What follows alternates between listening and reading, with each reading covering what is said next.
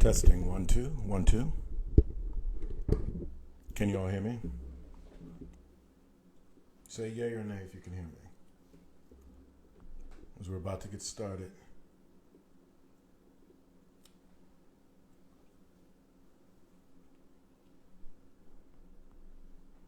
Great.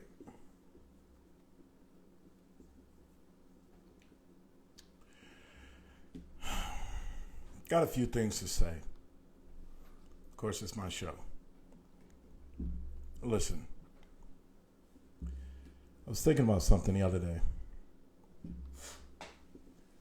This is the most ghetto war ever. Yeah, the war I'm talking about right now, the Russia-Ukraine conflict, it is a ghetto-ass war. First of all, you have all sorts of crazy things happening like this. What are you looking at? You're looking at a refrigerator in Moscow filled to the brims with McDonald's products, namely Big Macs. Why is this refrigerator in Moscow filled to the brim with Big Macs? Because when McDonald's announced that they were going to close and get their 800 stores out of Moscow due to the Russian invasion of Ukraine, that made Big Macs a hot commodity. And Russians are trying to sell Big Macs for $36. You heard me right. I ain't talking nickels or dimes, I said $36. They're trying to sell the McDonald's paper bags for $300 each. Now, I know this sounds ridiculous, but doesn't this sound a lot like when this fool, Mr. Quavo, had a trunk full of Popeye's chicken sandwiches? $1,000 each for them Popeye's chicken sandwiches. $1,000 for them Popeye's chicken sandwiches. And yet, now Russia and Russians are selling McDonald's paper bags for $300 and Big Macs for $36 because the ruble has dropped to lower than the value of an American penny. Even sillier, now you have Russians hiding their yachts because they're being seized. So you have billionaire Russians hiding their yachts from countries that are friendly to the West, which is basically everyone. What's next? Russians going to start putting these yachts in their mama's names? They're going to get permed out? What's next with this silly ass war? Oh, I know what's next. You go and ask China for a loan to float you because you can't afford the war that you started. And you want to call your ass a superpower. Some people say it might take 10 days before the Russians run out of ammo. It's a janky ass war. It's a ghetto ass war. And it's time to start the show.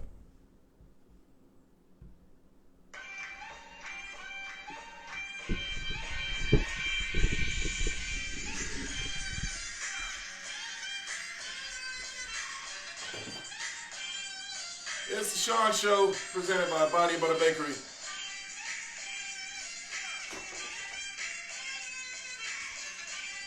On the show tonight, Lenessa Terry, Dr. Ira Davis, and Tevin Scott.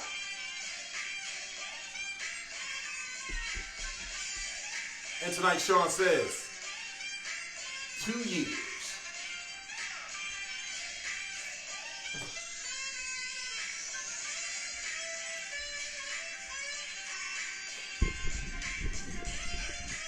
Live music brought to you by Joyride. Joyride. It's the only place where you can get some music for free. And now it's time to start the show. Hello, everybody. Welcome to the Shawn Show. I am your host, Shawn, and we got some good stuff coming. In fact, I'm really excited because in our second hour, brother who put together this short film called The Real HU, and I was honored to be a part of that film.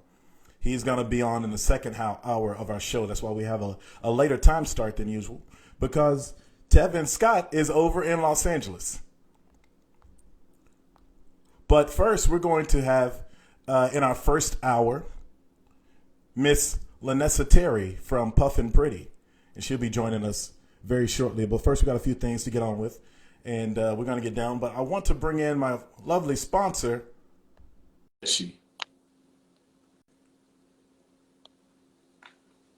My lovely sponsor should be popping in real soon. Kym from Body Butter Bakery. There she is. Good evening. Hello, Kym. How are you? I'm doing well. How about you? Uh-oh. It sounds like you had the same kind of day I had. Yeah. Did they move Monday to Tuesday? It feels like it. And it's still in rotation. Lord. We got 5 more of these. But it cracked 70 degrees today, so that was nice. That's nice for y'all? Well, I guess. Yeah, because y'all had snow recently, yeah? Literally, yeah. Yeah, okay. Yeah. Uh-huh. Thanks Can't for the relate. sympathy. Yeah, you're in Florida. Yeah. How are you, Kym? Kym is out there from the Body Butter Bakery. What's going on in the bakery, and tell us what's up with you.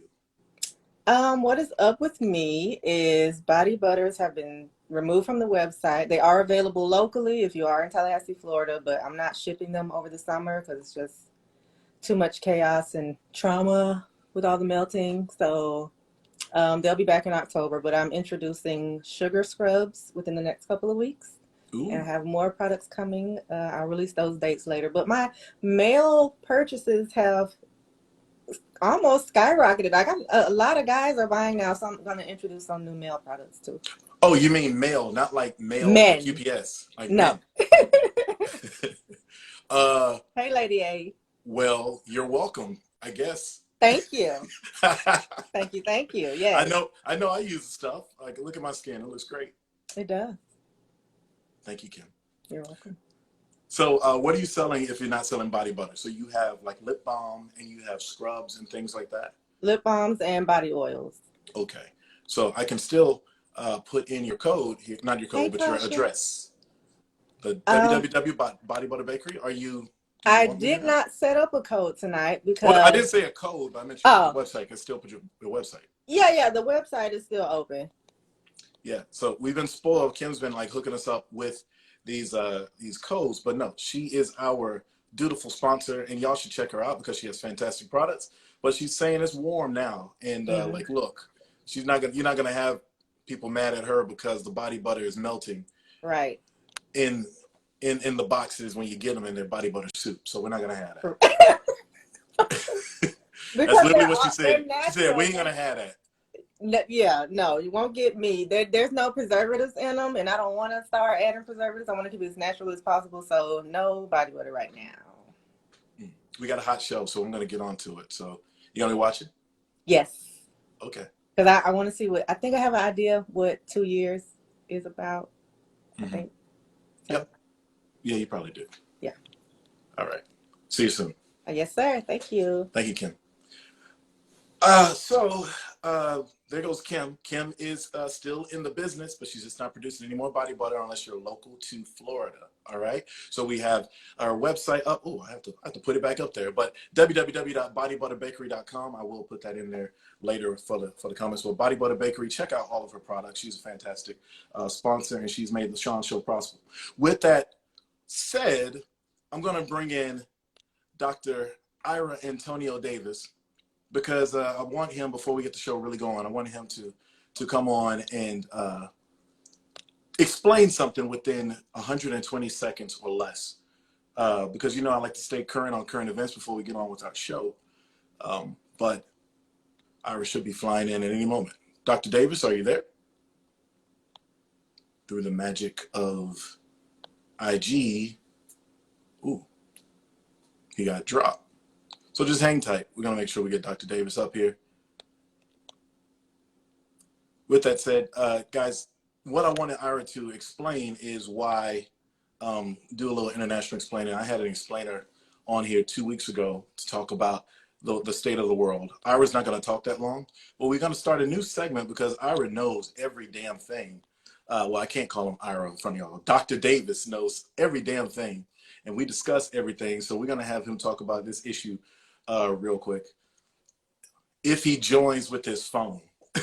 Until then, we're going to get, all right, hold on a second, folks. The difficulties of IG. Yeah, what's up, bro? Yeah. Hello, can you sir. hear me? Yes, I can hear you, Dr. Davis. All How are you? right. I'm good. What's up, brother?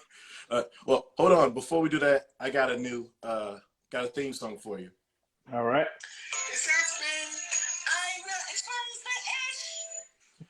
That's right. This is Ira Explains the Ish, y'all, as in issues. So Yeah. in 2 minutes or less, Ira, can you explain why Russia doesn't trust the West in 2 minutes or less?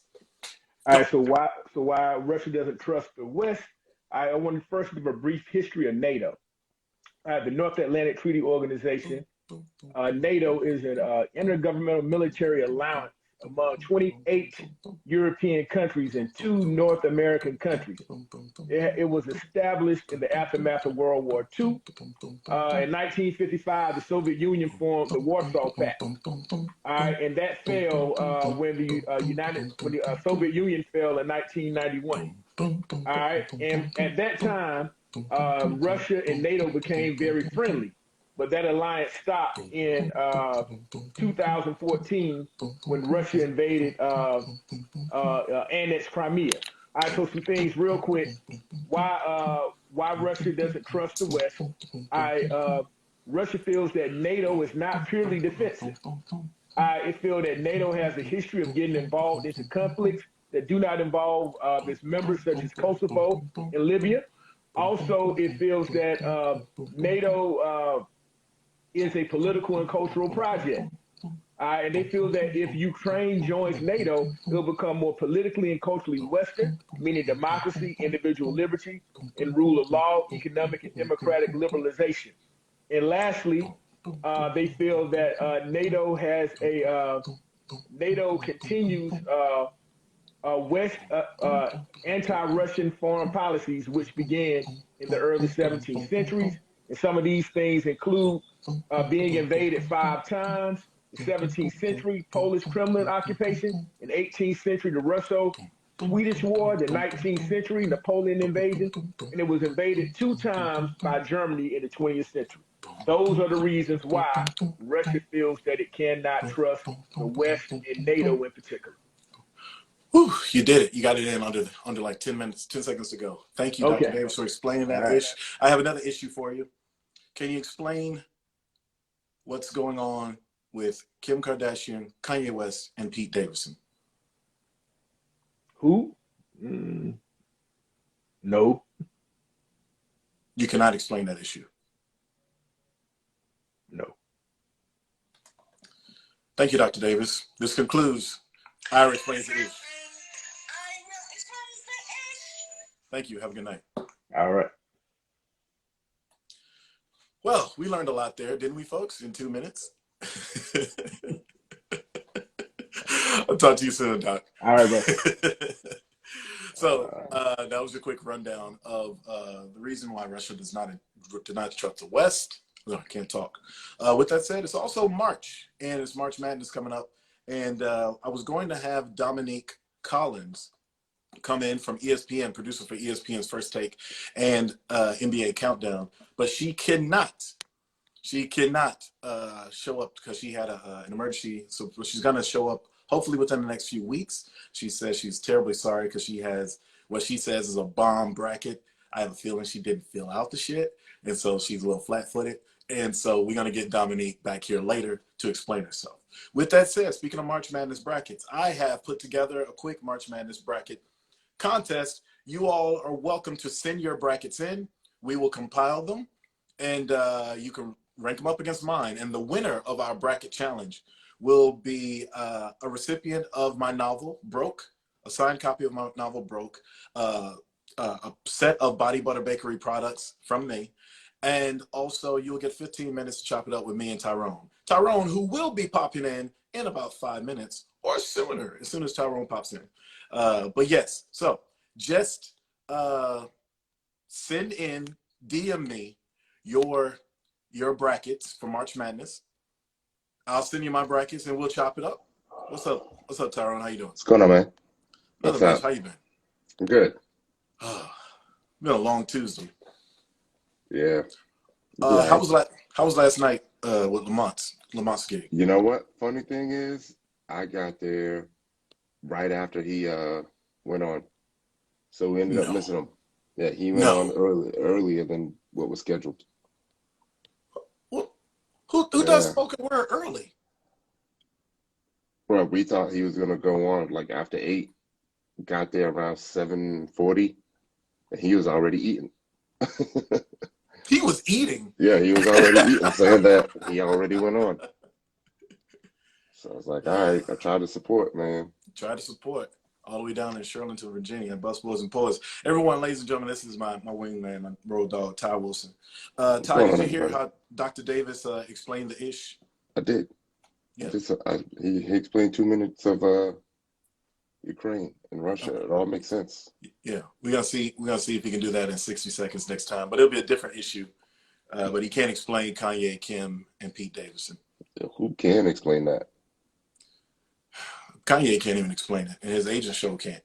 But with that said, we're about to bring in our lovely guest, particularly for our first hour. Her name is Lanessa Terry. She is the sole proprietor of Puffin Pretty Incorporated. Puffin Pretty is. You look good. You feel good. Oh, you seeing? This is week 2 of the beard. Oh yeah, let's take a look at this. Yeah, week two. Let me move my comments so I can see it. Since we got Kym on, I started growing the beard. What's up, Kym? So we're gonna see. That looks all right. That looks pretty good. Yeah. You ain't liking it? Is it kind of patchy on that right side there? No, I'm good. I'm good. Let's see what Lanessa Terry thinks about your beard as we fly in. Lanessa, man. Puffin Pretty. You don't smoke cigars, do you, Ty? I do. You do? I do. I mean, I don't go crazy. I actually got something I'm gonna show y'all. Hold on a sec. Oh, Ty's gonna show. He's got props, and Lanessa's already lighting up. Dude. So I'm behind schedule. Hey, Lanessa, can you hear us? I can hear you. Oh, cool. Yes, Can you great. hear me? Can you hear me okay? I can. Excellent. Hear you. Excellent. You look nice. You look Thank you. Wonderful. I do have a starter humidor. Ty bought a humidor. He says it's a starter humidor. It looks like a fucking coffin. That doesn't look like a starter anything. That looks serious. Wow. That's nice. You know, I do what I can Shut do. the volume down. I can't hear you as well as I could. Got some sticks.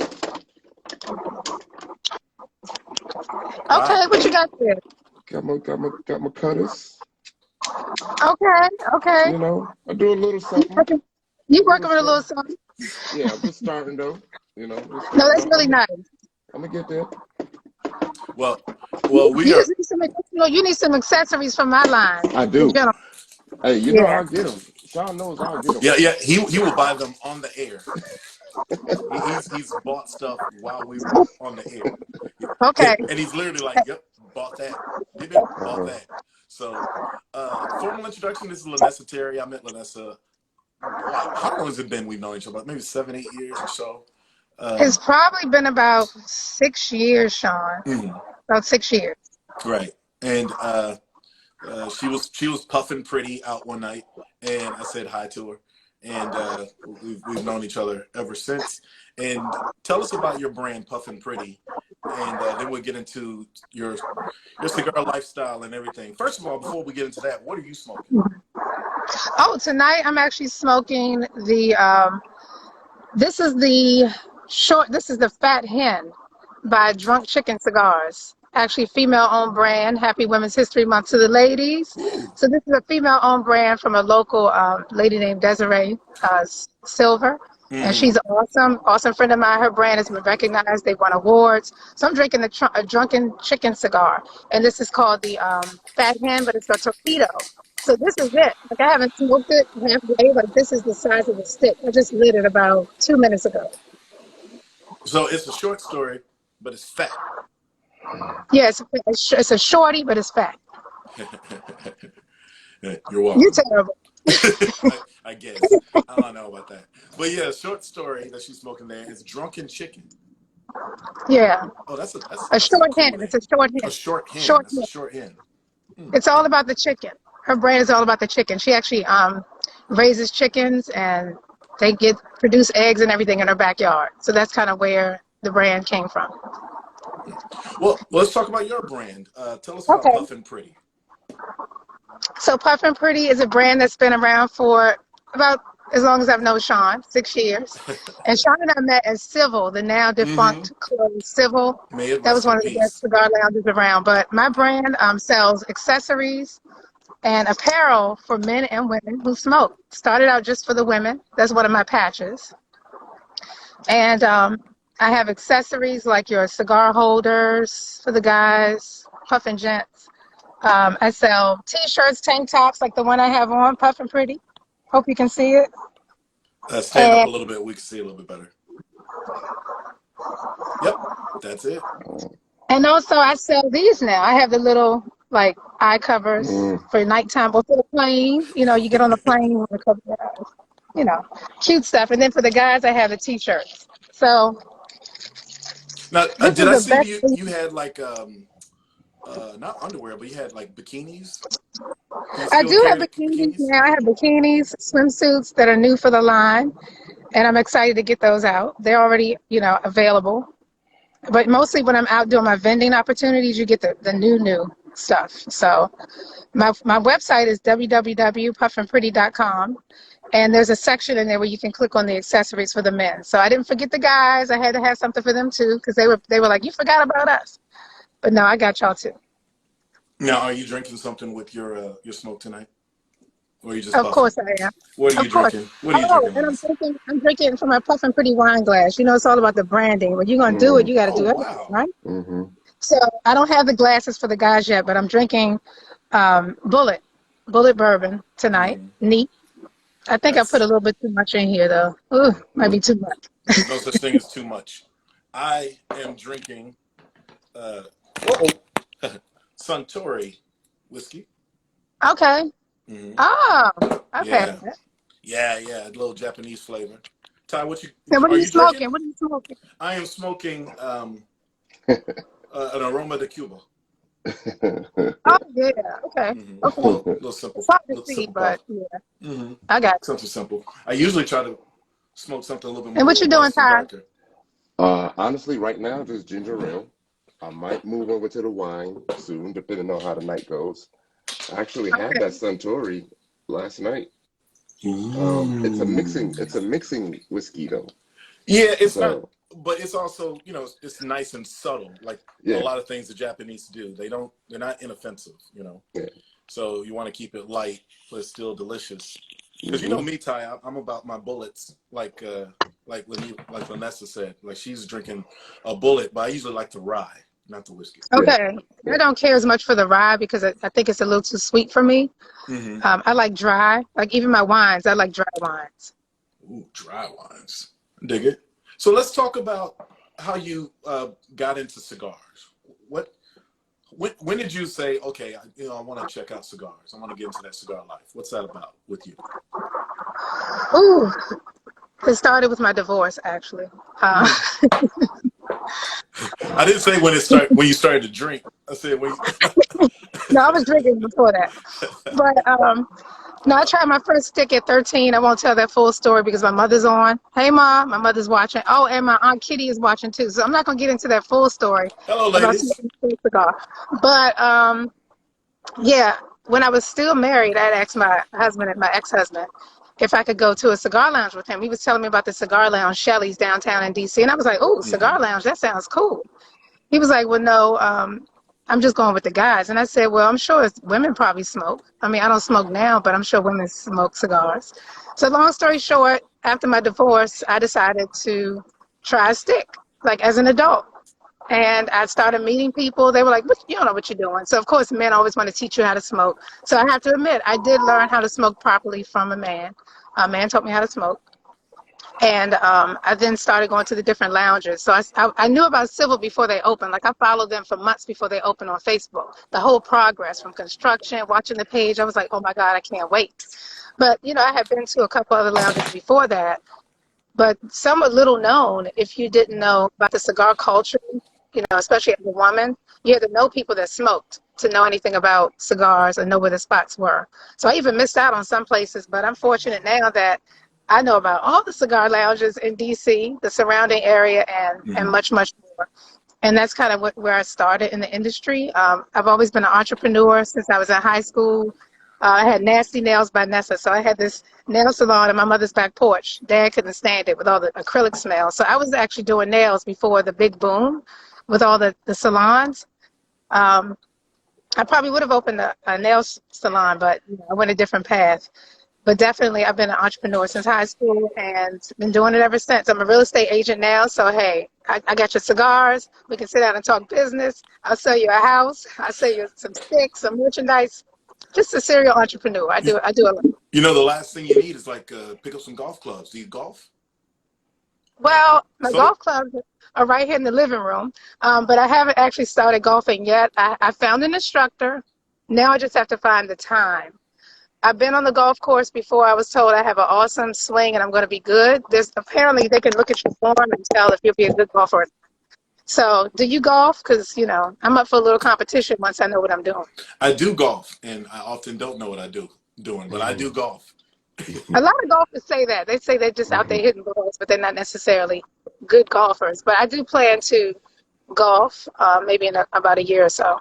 So we're here with Lenessa Terry from Puff and Pretty, and it sounds like all these things, these are like almost like wet dreams for guys, to meet a woman like yourself. I mean, you're smoking sticks, you know, you're drinking good liquor, you still beautiful, and you know, you're classy with it, and you can probably, I know you can chop it up with the best of us, and you're also trying to get into golf. So tell me, what has it been like for you in this cigar culture? Like, can you think about what life was before cigars and then after cigars for you, Lenessa? That's a good question. That is a great question, because life got so much better when I was able to immerse myself in the culture. I've now dubbed myself, after speaking with you and having a conversation about tonight, a cigar culturalist. So if anybody tells you that they have that phrase or they said it, no, I said it, because I Googled it to make sure. You know, I just checked. No. Yeah, but I can see myself. You curated that while online with me. That's right. Absolutely. So it really changed my lifestyle in terms of moving from like my 30s into my 40s. I'm now 52. I'm not ashamed to say that. You know, power to the gray ladies. But it shifted my mindset around like clubs, the club scene versus like relaxing, having intellectual conversation. Some women or some men think that some women are into cigars to meet men. I'm not going to lie. I definitely said, wow, if I go to a cigar lounge, mostly people with money smoke cigars, so I'll meet a nice guy and he might be affluent and have some conversation. No. So everybody's in the cigar culture. It's not just the affluent. It's not just people with money. Some people don't have money because they spend money on cigars. No joke. Their priority is cigars, not, you know, getting laughed together. But all that said, it definitely changed my perspective on meeting different people. It's very diverse, certain set of folks. It is a little cliquish at times, but you meet so many different people from all over the world, literally all over the world. On IG, you have people following you from you know, so many countries. I travel, I go to cigar events as a cigar culturalist. To fully immerse yourself in the cigar world, you need to travel a little bit and get out and meet people at different festivals and conferences and just network. I mean, it's all about networking and meeting new people for me. Everybody, you're watching the Shawn Show with Ty also. We're here with Lanessa Terry, cigar culturalist and owner of Puffin Pretty accessories for cigar aficionados and even beginners as well. She's got a lot of things from wine and shot glasses to women's bikinis and fellas t-shirts. So y'all need to check her out. She's got a lot of good stuff on her website at puffinpretty.com. Is that right? Yes. I thought I wrote it down. Puffin. Yes. And yeah, not puffing, Puffin, Puffin, pretty, Pretty. Absolutely. And the fact that you mentioned, you said you were 53. And I always say this when I first met you, like you got these silver streaks in your hair. I say you look like an X-Man. She looks wonderful. She got this beautiful skin. Look, I get it from my mama. Oh yeah, is mom on? Mom want to get on real quick? Well, no. No, she's not going to get on. She might. I don't know. She might be like, how do I do it? How do I do it? Well, so you dipped your toe into the notion of your culture and your lifestyle post-divorce. Did it become something of like a thing that you were determined to get into or find something to get into because you were divorcing? I mean, I understand like divorces are, what would you say? Actually, no, not at all. It was just like, oh, wow, this is the perfect time because I don't have any boundaries. Like nobody can put a box around me and tell me what I can and can't do. It wasn't like he said, no, you can't smoke a cigar. But the fact that he said I can't hang with the fellas at the cigar lounge, I was like, okay, what's at the cigar lounge? Let me go and find out because it can't be that serious. And I wanted to try cigars. So I was smoking before I went into the lounges. But like I said, it just opened my eyes to a whole new thing. But it wasn't that I needed to find something to do because I was doing a lot of stuff already. Like I said, serial entrepreneur. At that time, just a working single mom. You know, doing parties here and there with my friends. I wasn't working a business at that time, but once I started smoking in the cigar lounges, and I created my IG account, and I was like, Puffin Pretty. I said that could be a brand. So when I was in the lounges, you know, smoking with the ladies, and so many more women started smoking, I said, oh, okay, let me give them some little paraphernalia, some cute stuff that they can wear. So that's where I came up with the concept for the brand. Ty, do you have a question for Lanessa? Jesus, I'm saying Lanessa. No. I mean, I was just going to say, like, it is a really good culture. Me and the fellas were in it deep. I'd say maybe 5 or 6 years ago. We would have our motorcycles. We would ride out to 219 restaurant. Oh, yeah. Down in Old Town. There's a little cigar shop right downstairs. Go upstairs, get some whiskey, smoke your stick, ride out. The other spot was Tinderbox. Out in Oh yeah, Waldorf. Tinderbox very popular. Very popular. Yeah. I knew I had to take a step back, you know, when we started to get apps, you know, and leave notes about the cigars that you were smoking. Like there's a whole community out there where they leave notes, 2 stars, you know, you gotta get into the flavor, you know, the burn, all that stuff. So yeah, my girlfriend Susie has the Lit Torch app. I don't know if you heard of Lit Torch, but she has an app where you can see all the happenings, what's going on across the country around different events. You have so many different cigar weeks. So there's a lot. There's a lot in the cigar culture. So if you want to get out of the club, even if you're in your 20s, and you want to get with some sophisticated folks who work hard and know a lot about everything, you name it. You'll find somebody who's a golfer. You'll find somebody who's a singer. You'll find a preacher who owns a cigar lounge and talks trash and drinks, you know, Petworth cigars. So, I mean, you'll find everybody in the cigar culture. Seriously. And for me, Lanessa, it makes me feel, sorry to cut you off there. It makes me feel so glad to be over 40 and over, you know, to meet people who've lived life and aren't rushing to something. They might have some goals or ambitions, but they've lived life. They've had experiences, and those experiences are absorbed. It's a very ancestral thing to be like a hotep. When you smoke these things, it slows you down. It's not the instant gratification of a cigarette. It's not the instant shoot of some weed. It's like fine dining in a stick, because you're gonna have to take time to smoke it and indulge it, and it slows you down, and you get to enjoy things a little bit more. At least that's my take. I've been smoking for 21 years, 20 years. Oh, wow. Yeah, Long time. yeah, yeah. I was smoking wrong for the first 2 years, but I still kept smoking. Right, right. You have to get your palate together. Like, did you ever smoke flavored cigars, Sean? Be honest. Did you Oh ever yeah, smoke a yeah. flavored Of course, I smoked flavored cigars, and just like I thought I was doing something when you're drinking like I got me a good beer. It's Michelob. Not Michelob ain't no good beer. Nigga, what do you remember the Temptations in the '80s? Yeah, drinking Michelob. Right. but yeah, it's a different thing, and then you develop your palate. And I like heavy smokes. I'll take a light smoke on the golf course. I like some complicated notes. Okay. But the flavored stuff, I left that alone a long time ago. Yeah, it's a good starter for those who are listening who want to try a stick, male or female. Mm-hmm. The acid cigar line is a good go-to to start out with. There's a lot of different flavors and things, but definitely don't let anybody sucker you into trying like a heavy stick for the first smoke, because you'll be turned off. Mm-hmm. You'll be turned off if you start too heavy. Just like with anything, if you started smoking wine and your first glass of wine was a red wine, you'll be done with wine. So, you really have to start slow. Now, as a lady immersed in the cigar culture, what are your observations about men in these cigar spots and your place amongst them? Like, how are you received? Is it a different type of caliber, respect, or disrespect that you receive? Could you talk about that for a moment? I've seen every last thing that you said. Disrespect, respect, admiration, loyalty, you name it. As far as myself, I would say that I've earned a certain level of respect based on my the people I've met, the people who've helped me start my brand, the people who helped me with my brand in the cigar culture, the supporters, people who've supported me over the years. Definitely, as far as the men, that was your question. I'm kind of going around it, right? No, I get it. You get it. You get it. As far as the men in the cigar culture, it runs the gamut.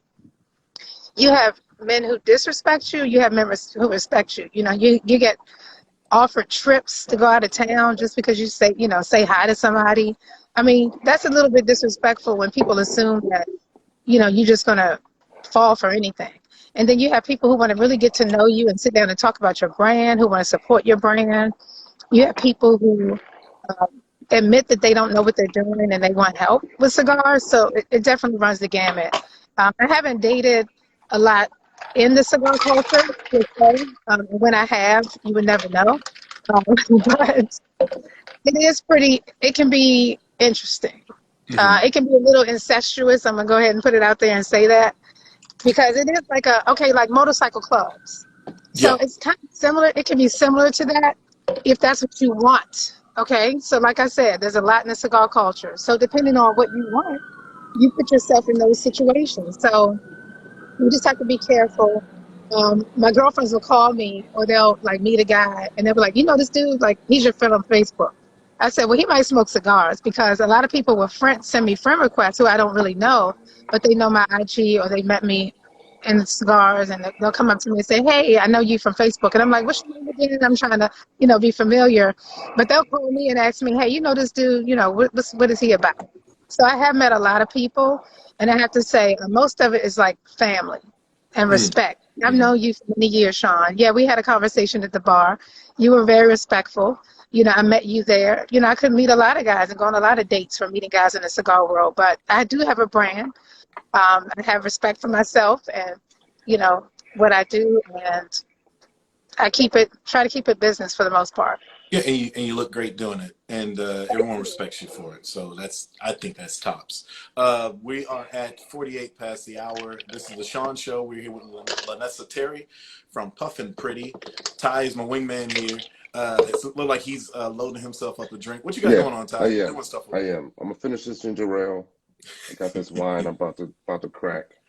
Drinking right that now. wine. As soon as that's done. I think he likes the 19 crimes. It's the 19 crimes. Oh, 19 crimes. I like that. Yeah. That's a blend. It's a blend, right? It's a cap sab. It's a cap. Right now. Yeah, it's a blend. So I know that sounds bougie, but yeah, I love my wine. No, I was a wine snob before I was a cigar snob. I was a wine snob. So yeah, I know my wines. Well, Well, let's talk about that what I wouldn't say transformation, but what's the difference in being a wine So snob and a cigar snob? You want to? there's actually, it's very similar in that it can be complex. So cigars are very complex in terms of, my dog doesn't like me sitting out here. Come on, come on, come on, He's jealous. come on, He or girl. she? Big girl, big girl. Come on, girl. Oh, big dog. So she is American Bulldog. But going back to the Go cigars and the dog. wine. Yeah, so as far as, hold on one second. Mm-hmm. Tyler, I think the last time you and I hung out at a cigar lounge was when we went to TG's after the reunion show, right? Yeah, it was. Sorry. What was that back in, what was that, November? Well, it was November. That's right. Yeah. So I was saying, Ty and I were just recalling this. But yeah, go ahead, Lenessa. So cigars are like wine as far as the education piece. Like wine is very complex. It's made up of certain grapes from certain regions, right? You have your light wines and you have your dark wines. Same thing with cigars. So tobacco, right, is of course made up of tobacco. Tobacco is grown in different regions. Like you have, Nicaragua, you have the Dominican, you have Brazilian. And there's a composition of the cigar where you're blending the cigar just like you're blending grapes.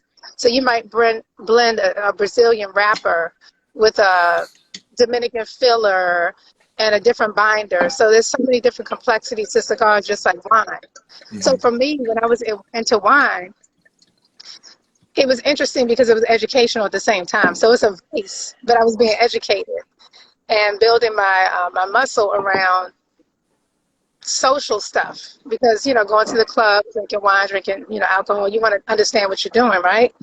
So I got into a wine club called the Vino Vixens years and years before cigars. But when I got into cigars, it was done because I just loved it. I don't really pair wines with cigars like your true pairings that you would do with your whiskeys and bourbons. Right. Same thing with whiskey and bourbon. There's a whole complexity to it that people don't understand. But cigars, very complex. People their roles in cigars called master blenders. So they're people that actually are like mad scientists when it comes to cigars. And they try different things, and no two cigars are alike. I mean, you may even have wrappers, binders, and fillers from the same country, but they were grown on different farms with different soil, and they were rolled a certain way because there's different rolls, there's different sizes. So when you light a cigar and smoke it, it's going to smoke differently based on how it was rolled, or based on in the factory, how many, do they have a lot of veins in the leaf of the cigar? I mean, the leaf of the tobacco leaf. Mm-hmm. So it's very complex, and there's a lot to learn. So if you are like a lifelong learner and you like to immerse yourself, like golf, you learn a lot when you get into golf. So if you like learning and you want to enjoy learning and smoking at the same time, awesome. You let your curiosity guide you, and then you just find yourself at a different place than where you were when you first started. Absolutely. Speaking of in a different place where you first started, now you've traveled. I've seen your posts and your pictures. Like you said, you've gone to different cigar weeks and things like that. Tell us about your travels with are you going to Tampa Cigar Week? I'm going next week. Are you going to Tampa Cigar Week? I'm not going to make Tampa Cigar Week. There's so many back-to-back, it's kind of hard. So I was in Tampa for the Cigar Heritage Festival. Mm-hmm. That was in December, first weekend of December. And the thing about me for the festivals, I usually go, it's like a family reunion, because I'm going to see people that who I know in the industry. So if I know my folks are going, like I'm going in terms of like some of the industry folks that I need to see. Right. And I do actually set up and I do vending at some of the events. You got the Destination Herf. This is the latest one. You have Black Smoke. They're both in Miami, different times. The next one I'm actually going to go to is in Charlotte, the Queen City Cigar Festival in Charlotte. Oh, okay. The girl Drita, Elegant Plume, she's actually going to be hosting that with her husband, and it's a big deal. So I'll be vending there. Then I'll be going to Philly Cigar Week. That is in June. I'm pretty sure I got the month right. And I'll be talking to John about making sure that I'm set up. And they have a poolside event and all kinds of stuff. So I'm excited about that. And then I'm definitely going to go to the Rocky Mountain Cigar Festival in Colorado. That was the best cigar festival I've ever been to. It was Yeah, the best. there you go, Secunia. She just answered that. She will be coming back to Rocky Mountain Cigar Fest I'm this year. coming back. She's coming Yep, back. actually met him at the festival. Wine helps develop your cigar. Absolutely, wine does. Wine can develop your cigar palate. Definitely. And Dollar Bill. I see Dollar Bill on. Is that my Dollar Bill? That might be a different yeah, Dollar you Bill. waved that dollar bill 45. Yeah, I see. Any questions so far, Ty? Because you just got that new humidor. You No, no, no, gotta no cure it. questions. So have you I'm treated good. it yet? Have you gotten it? No, I Have have you not gotten it done. ready? I You got not. it. I have not done any of that yet. I still need to add more fluid to my torches and all that.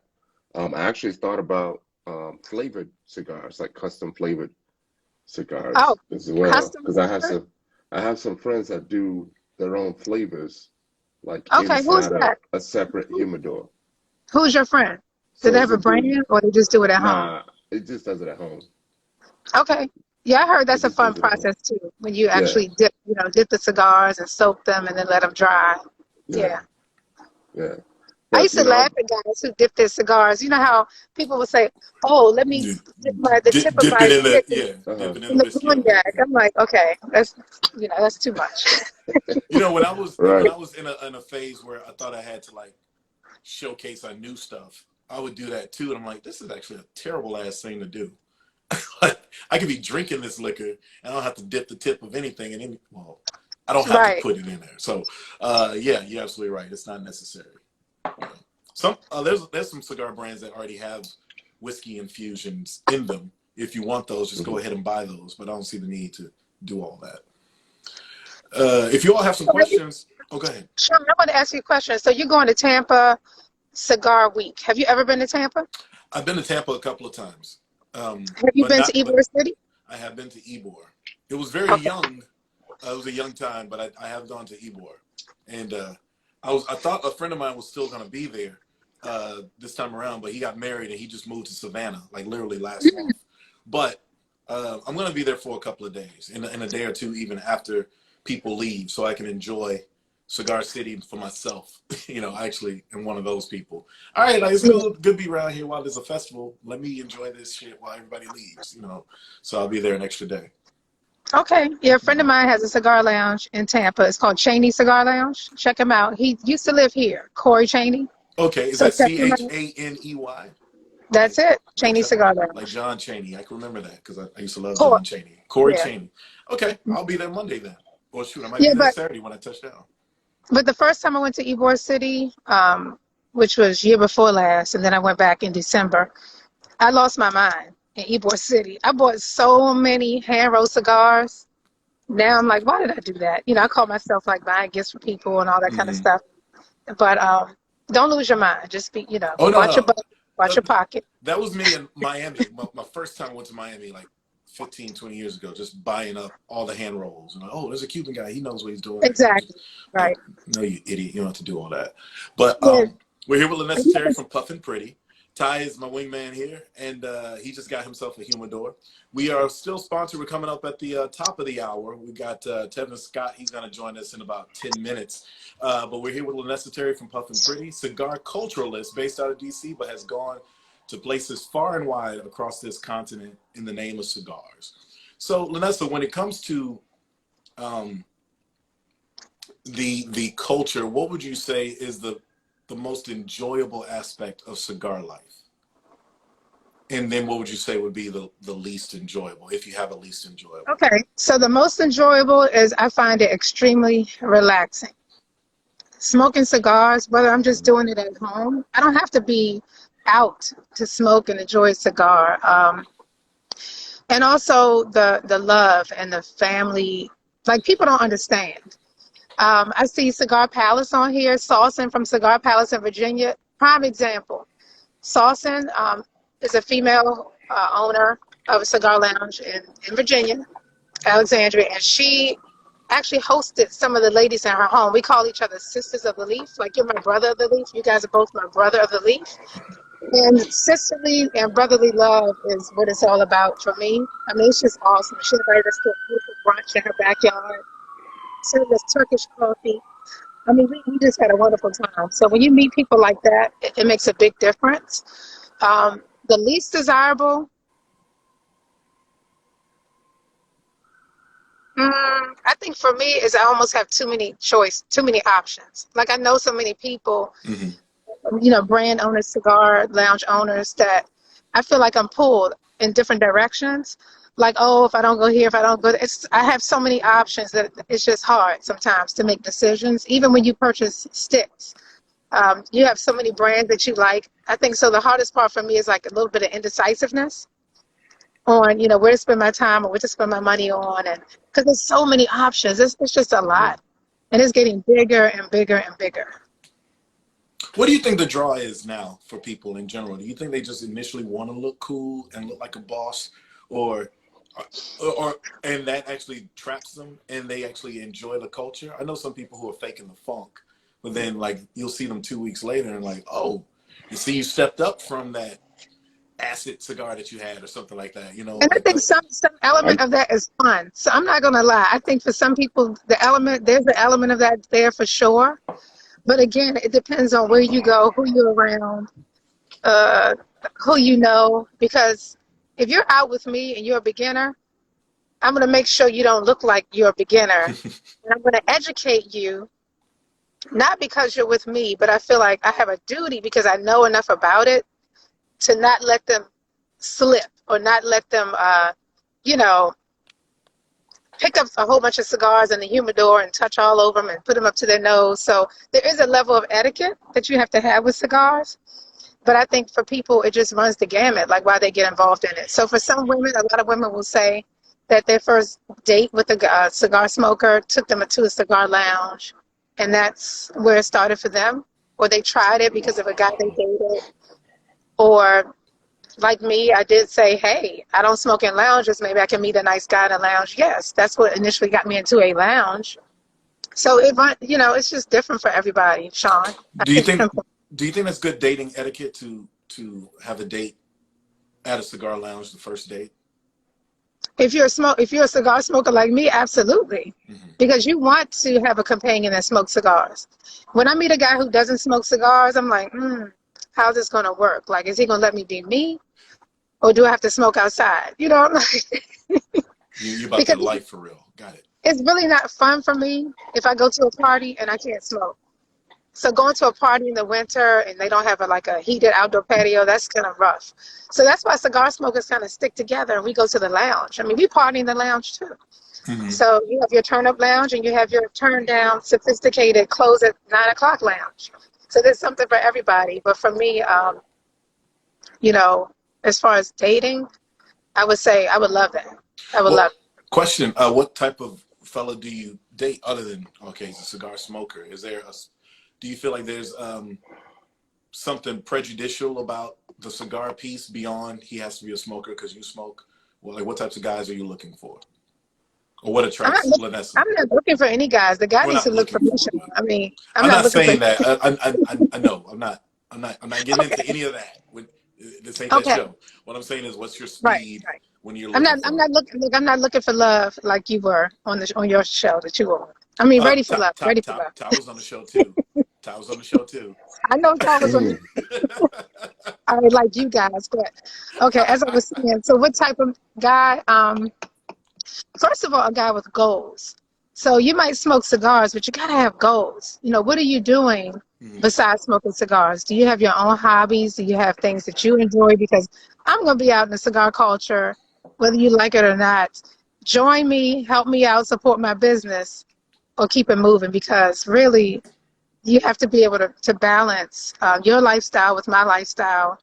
And I'm not gonna say I'll be a cigar culturalist forever. I might be grandma sitting by the pool in Tampa smoking a stick at 75. I mean, that's what I see in my future. That's what I see. But right now, I think just somebody who can balance me out as far as my career, all the things that I do in the cigar culture, and just be supportive. That's what I'm looking for. I dig that. We are at 10:04, 4 past the hour here. And if you've been hearing a bunch of noise, apparently there's a damn crime spree happen outside my apartment here in downtown DC. I don't know what's going on. There's a whole bunch of, there's like helicopters now, so they're looking for whoever the culprit is. And I've heard sirens, but it's 5 now, 5 past the hour. We're at the Shawn Show. We have Lanessa Terry on from Puffin Pretty. Ty is here, my wingman. You can follow her and at Puffin Pretty.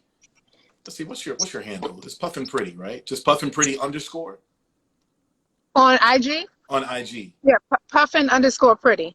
Puffin _pretty, and that's Puffin Yes. IN, no G at the end of it. Puffin _pretty. And that's Lanessa Terry, and she's also at www.puffinpretty.com. Buy some of her products.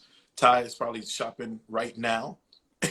I am. He is. I know when he has that look, he angles down to that laptop. The gents red and the ash. Yeah, Ty, I have one more of those ashtrays left. That Kentucky double ashtray, I only have one left. Seriously. Okay. So check it out. I got a question from my good friend. Hey, Fonzie, how's it going, Jay? Is top shelf bourbon, in your opinion, the best drink to pair with a good cigar? He says he's with you. Neat is the only way. Of the top picks besides bourbons, in your opinion, Lenessa? Yeah, so for me, I think when I started drinking whiskey and bourbon, it was when I was smoking. So it tastes a lot better when I'm smoking a cigar. So I saw someone earlier say pairing a wine with a cigar helps build your palate. But for me, the bourbon and the whiskeys I love them when I'm smoking a cigar. And hey, I see Desiree from Drunk Chicken Cigars who just came on. I see Yeah, it I'm too. smoking a fat hen. Loving this fat hen. Loving it. She's smoking a fat hen. And all these people who are big cigar aficionados, please follow me as well, because I want to follow you back, because I love gaining knowledge. Like you said about golf, I'm one of those people who just want to keep absorbing things about golf as well. So follow me at J. Shawn Durham Inc. I would love to follow you guys back. And Ty is over there at Ty Wilson 21. Questions, Ty? You're the newbie here. No questions at all. Like we were in it heavy. And, I was just going to piggyback on, the question you asked, why people like it so much. And I think the cigars, like most of your cigar experiences, are tied to an emotion. So it's almost like when you pick that glass of whiskey, you have an idea how it's going to make you feel, and then it does slow you down, right? So you have time to think about things, and it becomes very therapeutic. You know what I mean? And most of the time for me, like I'm with the fellas.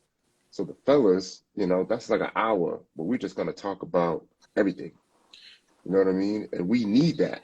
You know what I mean? So once a month, once every 2 months, like it is like our therapy session. Yes. It'd be like, yo, when we going to grab a stick?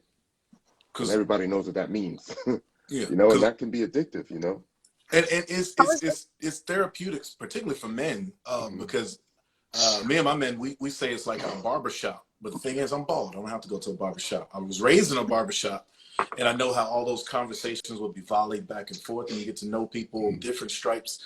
And with my dad being a barber, he was like a talk show host, dealing with all these different personalities. And when I go to a cigar lounge, I'm talking to different people, getting into different conversations. It's relaxing, but it's engaging at the same time. Exactly. And so it's a wonderful social outlet. It's healthy for your mind. People who say it's not healthy for your body, forget that. George Burns lived to be 99. Yeah, exactly. You're not inhaling the whole cigar. If you are, you're doing it wrong. But you can have a nice life, and a healthy life is good for your social mind and spirit too. So I'm with Ty with that, as far as like it's therapeutic. It's like a spa for dudes, but also women as well. Exactly. Don't forget the ladies. Don't forget. Fonzie says he gets his head cut by a bald man. You might want to get another barber and ask him why he was. No, just kidding. No, I understand that, Fonzie. How did your cigar smokers handle COVID? Because I've seen the setup at some cigar lounges. It didn't look very enticing at all with all the COVID restrictions. He was asking about how do we deal with it during COVID. Well, one of the lounges that I frequent in DC, they actually, because they're in DC, had to comply, like strictly comply, because they would get fined. So we definitely wore a mask. If we stood up in the cigar lounge and walked around and went over by the sticks, anytime you got up, you had to put on your mask. But if you're seated, just like at restaurants, if you're seated, you can smoke with your mask on. I mean, who can smoke with their mask on? Now, some people did create like little masks with like holes, like they kind of hold their mask and try, nobody's doing that. So it's funny because at the height of COVID, some of us were still going out. And people would say, what, is cigar smokers immune, to COVID because y'all are out? So my mother, for one, like every time I posted, like sometimes I wouldn't post pictures from events because she would call me the next day or she would put a comment. What you doing? You out there smoking? COVID, where's your mask? Let me tell you, people were such haters during COVID as cigar folks. And like y'all quit worrying about what we do. And also, we also had, the heat torches and outdoor areas. So we would do that. We would take advantage of that as well. So a drunk chicken cigar said, COVID what? Right. I respect the COVID, but we couldn't remember wait to smoke. My friend Jay Brown that joined us, 3 or 4 weeks ago? Yeah, that's right. He built a cigar room in his house. Fans oh, yeah. Yeah. It's time I have two girlfriends. I have two girlfriends who have cigar, like little lounges in their homes. Two girlfriends. That's in it deep. It's time to visit Jay. Yeah. That's what it is. It's time to visit Jay. Yeah. Lenessa, we're running short on your scheduled time. Do you want to hang around a little bit and talk to Tevin and keep smoking, or do you have to go? I don't have anywhere to go. I'm home chilling on my deck, so I'm good to go. I like that. So when we bring up Tevin Scott, HU alum, who also worked on the Insecure set, and he's a comic actor himself. He's going to join us at 15 past the hour.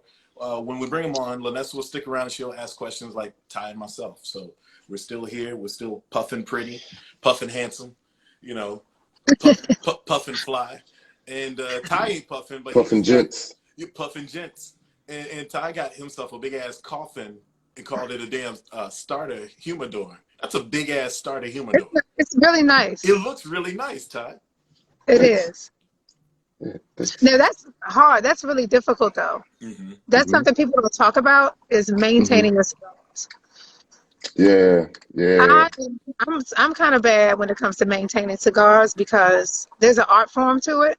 Now you can smoke dry cigars, but it's not going to burn right. You have some issues with it right on gravel, but you do have to spend money. It's an investment. Yeah. Especially, you used the word addicted earlier, Ty. It can be very addictive. Yeah. And that's where the money comes in. Because when you go to a cigar lounge, typically they have minimums.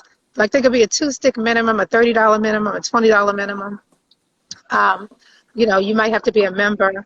So you might even try to, ball out and do a monthly membership fee or pay an annual fee. But the point is, you have to maintain your sticks. So if you get a membership in the lounge, you can actually keep the cigars in their conditioned, you'll have your own cabinet, like your own locker. You can put your sticks, and they keep the sticks at a certain temperature.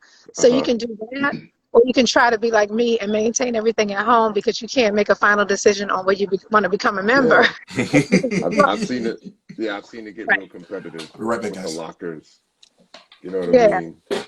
And you put your name on treatment. Yeah. And then they get the big locker, and then they want to stand by the big locker so everybody knows that they got a locker. Yeah, you know what I mean? I've seen it. Nothing wrong with that. Get kind of out of hand. Yeah. It can, but it's great to. My mom is still on. Hey, Mom. Hey, Mom Mom. Fred. That's my mom. Follow my mother. Follow Mom Fred. That's my mom. I meet people that are really into it, that are really trying to mix and match the different flavors, and they'll find one that they really, really like. And then they have no problem, passing you like a halfway decent stick to be like, yo, you should try this, right? I'm getting a good idea of what you're into, the flavors that you like. Like, you should really try this. And if you do, just go get more. And it's just one of those things where it's kind of like, if you want to buy someone a drink, you just buy them a drink, and they just gonna get you back, at another time. Like, we don't have to think about that at all. So the next time I might have extra sticks. So you always like carry, that sometimes. Yeah, most cigar smokers will carry, most like serious cigar smokers will carry extra sticks. Not always just to share, but you have to be ready because you might meet somebody who doesn't Yeah, smoke you might want to cigars. give them one, so you got to Yeah, carry around. right, right. But guess Yeah, what? You're not going to always carry your best sticks either, because if you yeah, want to introduce somebody to a stick who's a new smoker, You're not going have to a give them stick that. ready, but you're going to have like a lighter stick or just like yeah, a share stick. Always have a share stick with me. yeah. And then sometimes you have friends that just happen to not leave home with their cigars. You never leave home without your cigars. Like, that's rule number one. But there's always a friend that is Mhm. willing to give you one. If you're somewhere where you can't purchase a stick, you'll find somebody who has one. Yeah. But I always have a share stick in my box or my Now, purse. My purse. now, Lanessa, you podcast as well about cigars, don't you? Don't I you? do. I just joined Mr. Petworth of Petworth Cigars. He Mm-hmm. started the Smoking Jacket broadcast, and I'm honored to have been asked to be a part of the show.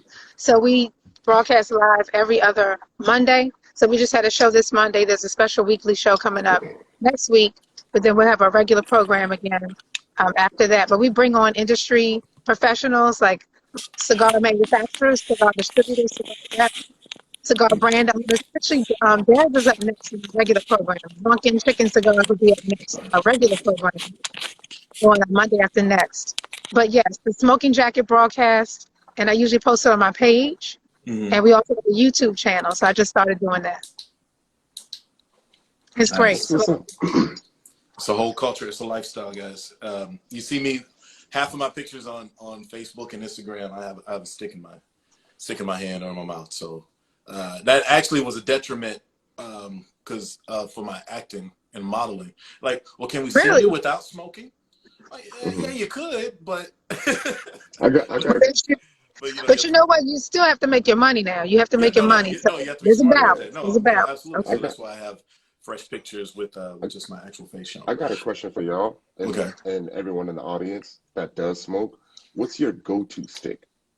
One that you know that you're gonna enjoy every single time. For me, it is a Hoya de Monterey Dark Sumatra. Mhm. Okay. Yeah, that's me. And for Okay. me, there are way too many to choose from. So what I do is I just smoke what suits my palate. It's like for wine. Like I'm not going to Mhm. pick one wine and just stick Mhm. with that, because then I wouldn't be enlightened by things that I don't know. So Mhm. what I try to do is stay in a particular range. So I do like a medium to full body cigar versus Mhm. like one brand, one stick. I just have my palate is like all over the place. I used to smoke heavy cigars. Now I'm like in the lighter cigars. So I Okay. can't really pick. I don't have a go-to stick per se. I really don't. Okay. Okay. I feel you. Mine is a Gloria Cubana series R because I remember when I was first starting Oh, out, it was the first one that I liked. So okay. whenever I was undecided, I would just go back and get that, as That's good. opposed to That's like trying something new and then I get it wrong and now I'm stuck with the stick for the next 45 minutes, Well, because good. I ain't Okay. gonna throw it away. Right, right. well, But I have my cigars I won't smoke. I have certain cigars that I won't smoke because I tried it once and I'm like, I'm not doing Yeah, that. I'm not yeah. going to kill myself. Perdomo 10th anniversary Champagne. It says the mortgage gentleman. So he Mhm. says a Perdomo. I saw a So motherfucker we've too. just flown in Tevin Scott, fresh off of his job. This is our segue. We're going to smoke and talk a lot of things, and we're going to interview Tevin Scott. Tevin Scott, actor, comedian. He gave me one of my first full-fledged acting gigs as a student of Howard. He gave me an acting gig. HU, HU. he gave me an acting gig for a short film called The Real HU, which will be uploaded on my website, but it's also on his YouTube as well. Ladies and gentlemen, Tevin Scott from his car. Tevin, can you hear us? How y'all doing? I can hear you well. How are y'all? Hey, Hey, brother, What's going on, we're Tevin? doing well, and thank you. I know you got a busy schedule, and the time difference is complicated things, but I'm so glad you were able to make it, Tevin. Tell us what's Oh going yeah, on in thank you for having me. LA, and what are you working on at this moment? Right now I'm working on a few things. As Shawn mentioned, yeah, we did that film, The Real HU, and that was kind of like the precursor to the biggest project that I'm working on right now, which is called the MECCA. It's a HBCU series. We're currently pitching that to networks. We awesome. have We have a 6-part miniseries online now. It's on IGTV and YouTube. Um, yeah, you can view that at RTS Vision. It's basically about an awkward black boy trying to fit in at his HBCU. He comes from a predominantly white school background, and he's basically trying to fit in. So it's like a fish out of water story, something that everybody can relate to, and it's also a HBCU love letter. I'm doing that, and I'm a freelance director out here. I direct music videos for artists. I'm a writer, so I have a couple of projects that I'm writing right now. And yeah, just trying to keep it going. I've been out in LA for 6 years now, and still trying to make the dream come alive. Well, HU have a lot of alum that do very well, and you're a very talented brother, and you're very smart and funny too. And Thank I you. know some of your strong influences were really Generation X influences as well. Like we were coming up, we loved Spike Lee. We loved A Different World. And there's a lot of touches of that in some of the works that you've pushed out there. Can you talk about those influences, particularly with the MECCA, which is out on IGTV and what do you say, RTS.com? Yeah, RTS Vision. RTS Vision. Yeah, the States. it's pronounced Artist Vision. If you really, it's pronounced Artist Vision. It's like RTS, but damn, that's a license RTS plate. Vision. That's clever. I like it. I like it. I know you like it. I know you like it. That's clever as hell. Artist Vision. Why didn't I get that? I got it. Yeah. Also, yeah, it does stand for Raise the Stakes, though. It stands for Raise the Stakes. It also stands for Real Tevin Scott, and it also stands for a bunch of things. But yeah, influences. Yeah, I mean, any black filmmaker, black man filmmaker, obviously you're gonna get some Spike Lee influence. He's basically like the Michael Jordan of film, if you will. Yeah, and I definitely grew up watching his work. Do the Right Thing, School Days, obviously. A Different World. Actually, A Different World. I was late to A Different World. Obviously, A Different World was actually it ended a year before I was born. So I was born in '94. I was about to say, right? I was about to say the repeats. Yeah. So I kind of had to go back and discover A Different World. Ty said Jesus, like damn, he's young. Yeah. Right. But I mean, basically my goal was to make something. That's the thing, because my generation didn't grow up with the show. I would like to create something that, my generation can identify with. And even the younger generation, Gen Z, they definitely need something to speak to them. And also we just need more content to, highlight HBCUs. And in Hollywood, they usually get it wrong. Like, I don't think they've gotten it right since A Different World and School Days, stuff like that. Most of the other stuff. I mean, I like Drumline's another one that was successful, but even that was like 20 years ago, So, they haven't gotten it right. Yeah, you're out there. And from my notices, when I was a reporter, when I used to review certain things, the notion of black people going to college and post-secondary education seems to be lost on Hollywood as well. Do you feel that? Like, it's like they sort of just, all right, that was a nice little Heathcliff Huxtable era. Now let's throw it away and everything's a gritty crime drama. Right. Yeah, I mean, even like in today's day and age, I feel like we're kind of even moving away from college, and like the idea of like that you need to go to college. Even in my opinion, I actually don't even think it's necessary education-wise. But the thing about HBCU is it's not just about, the education. It's like the culture. It's the experience. Like there's no place on earth, especially as a young black kid, where you can truly like find yourself and be around a bunch of like-minded black individuals. So like I feel like if you don't go to HBCU, don't even go to college, honestly. I don't support none of these people. No, don't say that. Don't say that.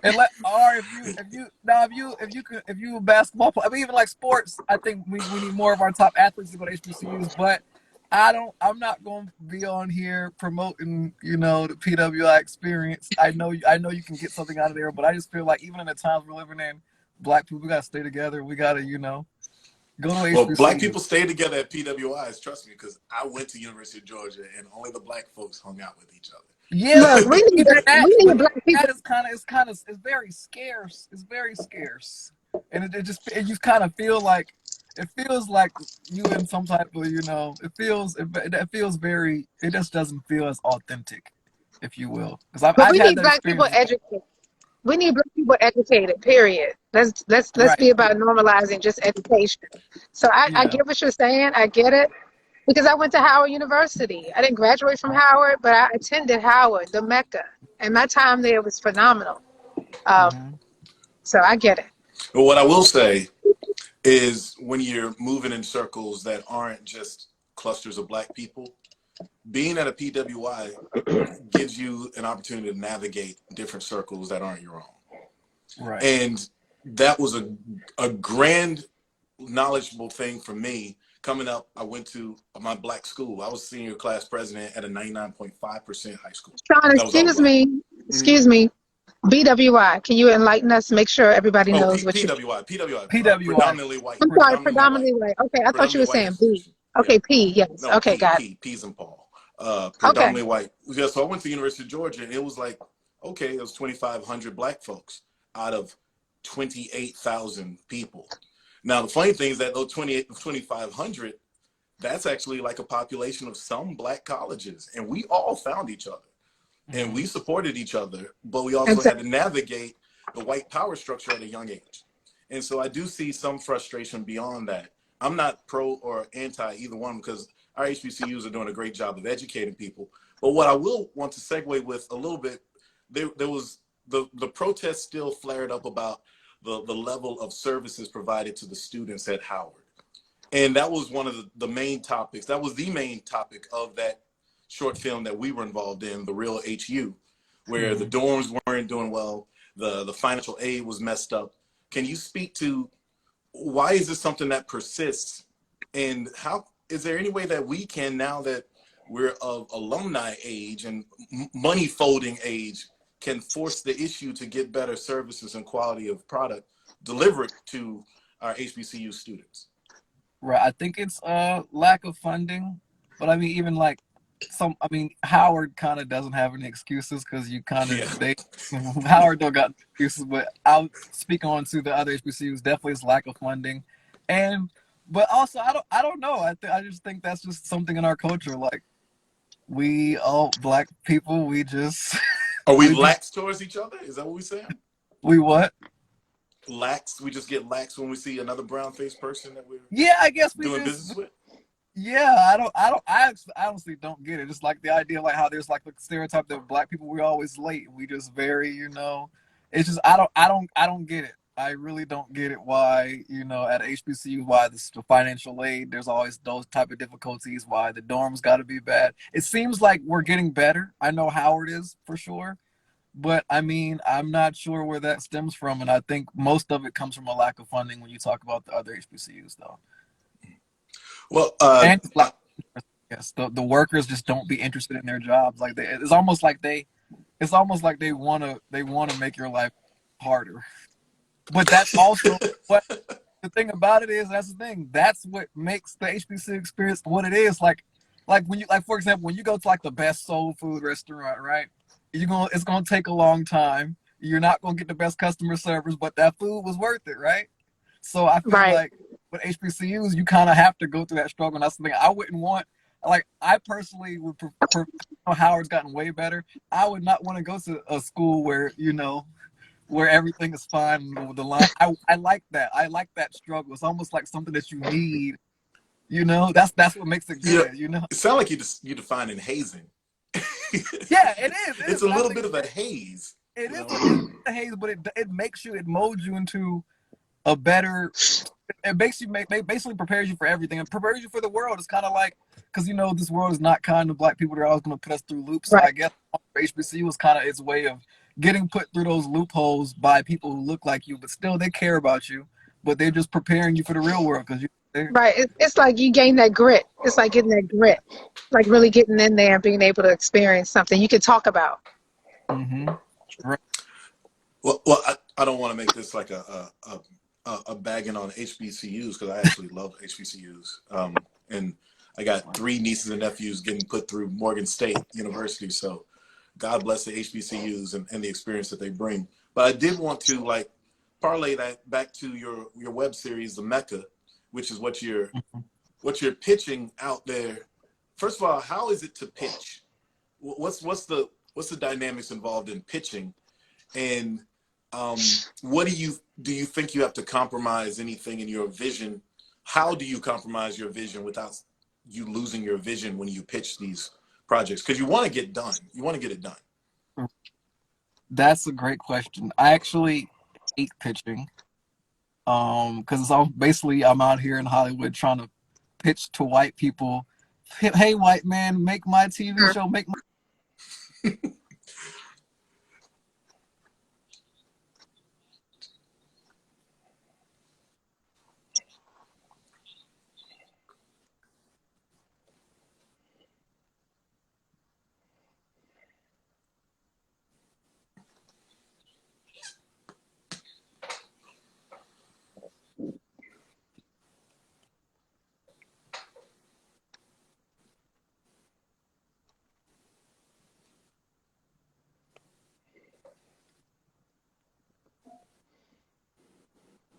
who you gotta have in the room with you. But it's so much politics out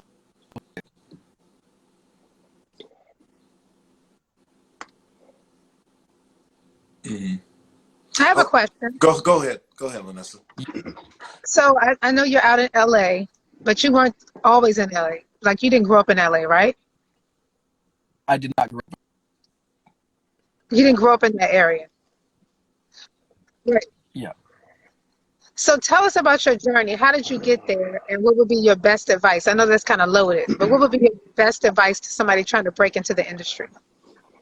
One, just don't listen to any of the myths that keep people from coming there, because people always kind of like wait, like, oh, I'm gonna move to LA when I get a job already or when I get a car. No, I didn't do that. I just, as soon as I graduated from Howard, I bought a one-way. I did not have anything figured out. I didn't have a job. I didn't have a car. I had probably like $700 in my bank account and made it happen. And you hear those stories. Even Taraji kind of has a similar story like that. You just got to do it. You can't like have ducks in a row syndrome where I got to get this together. You got to just go after it. And I've been out here 6 years now. Haven't fallen on my face yet. I have gotten knocked down, but I've gotten up every time. But yeah, you just can't let any of the myths. I think that's what a lot of people do. They let other outside noise deter them from chasing their dreams, and they don't even want to climb the mountain because they hear all these stories about how hard it is to do it. But once you do it, you're in it. So, you just got to do it. That's awesome. Mm-hmm. Ty, you got So something? you Oh, sorry. Go ahead, truly- Lenessa. You got to follow I up. do. But you sorry. had something, Lenessa? You had a question? I know I had one, but I didn't want to overstep anybody. Am I muted? No, I don't We think can we hear heard you. No, he was asking if you had a follow up. He didn't want to step on you. There might be a slight delay, but if you, I'm good. I'm she's good. Okay. Go ahead, Ty. Yeah, so I always like to find everyone's drive, right? I like to figure out what your why is. And you say you've been out there for 6 years. Mm-hmm. So I was just trying to figure out what motivates you more. Is it the success? Is it the belief in your product, right? Or is it the story that you feel you need to get out?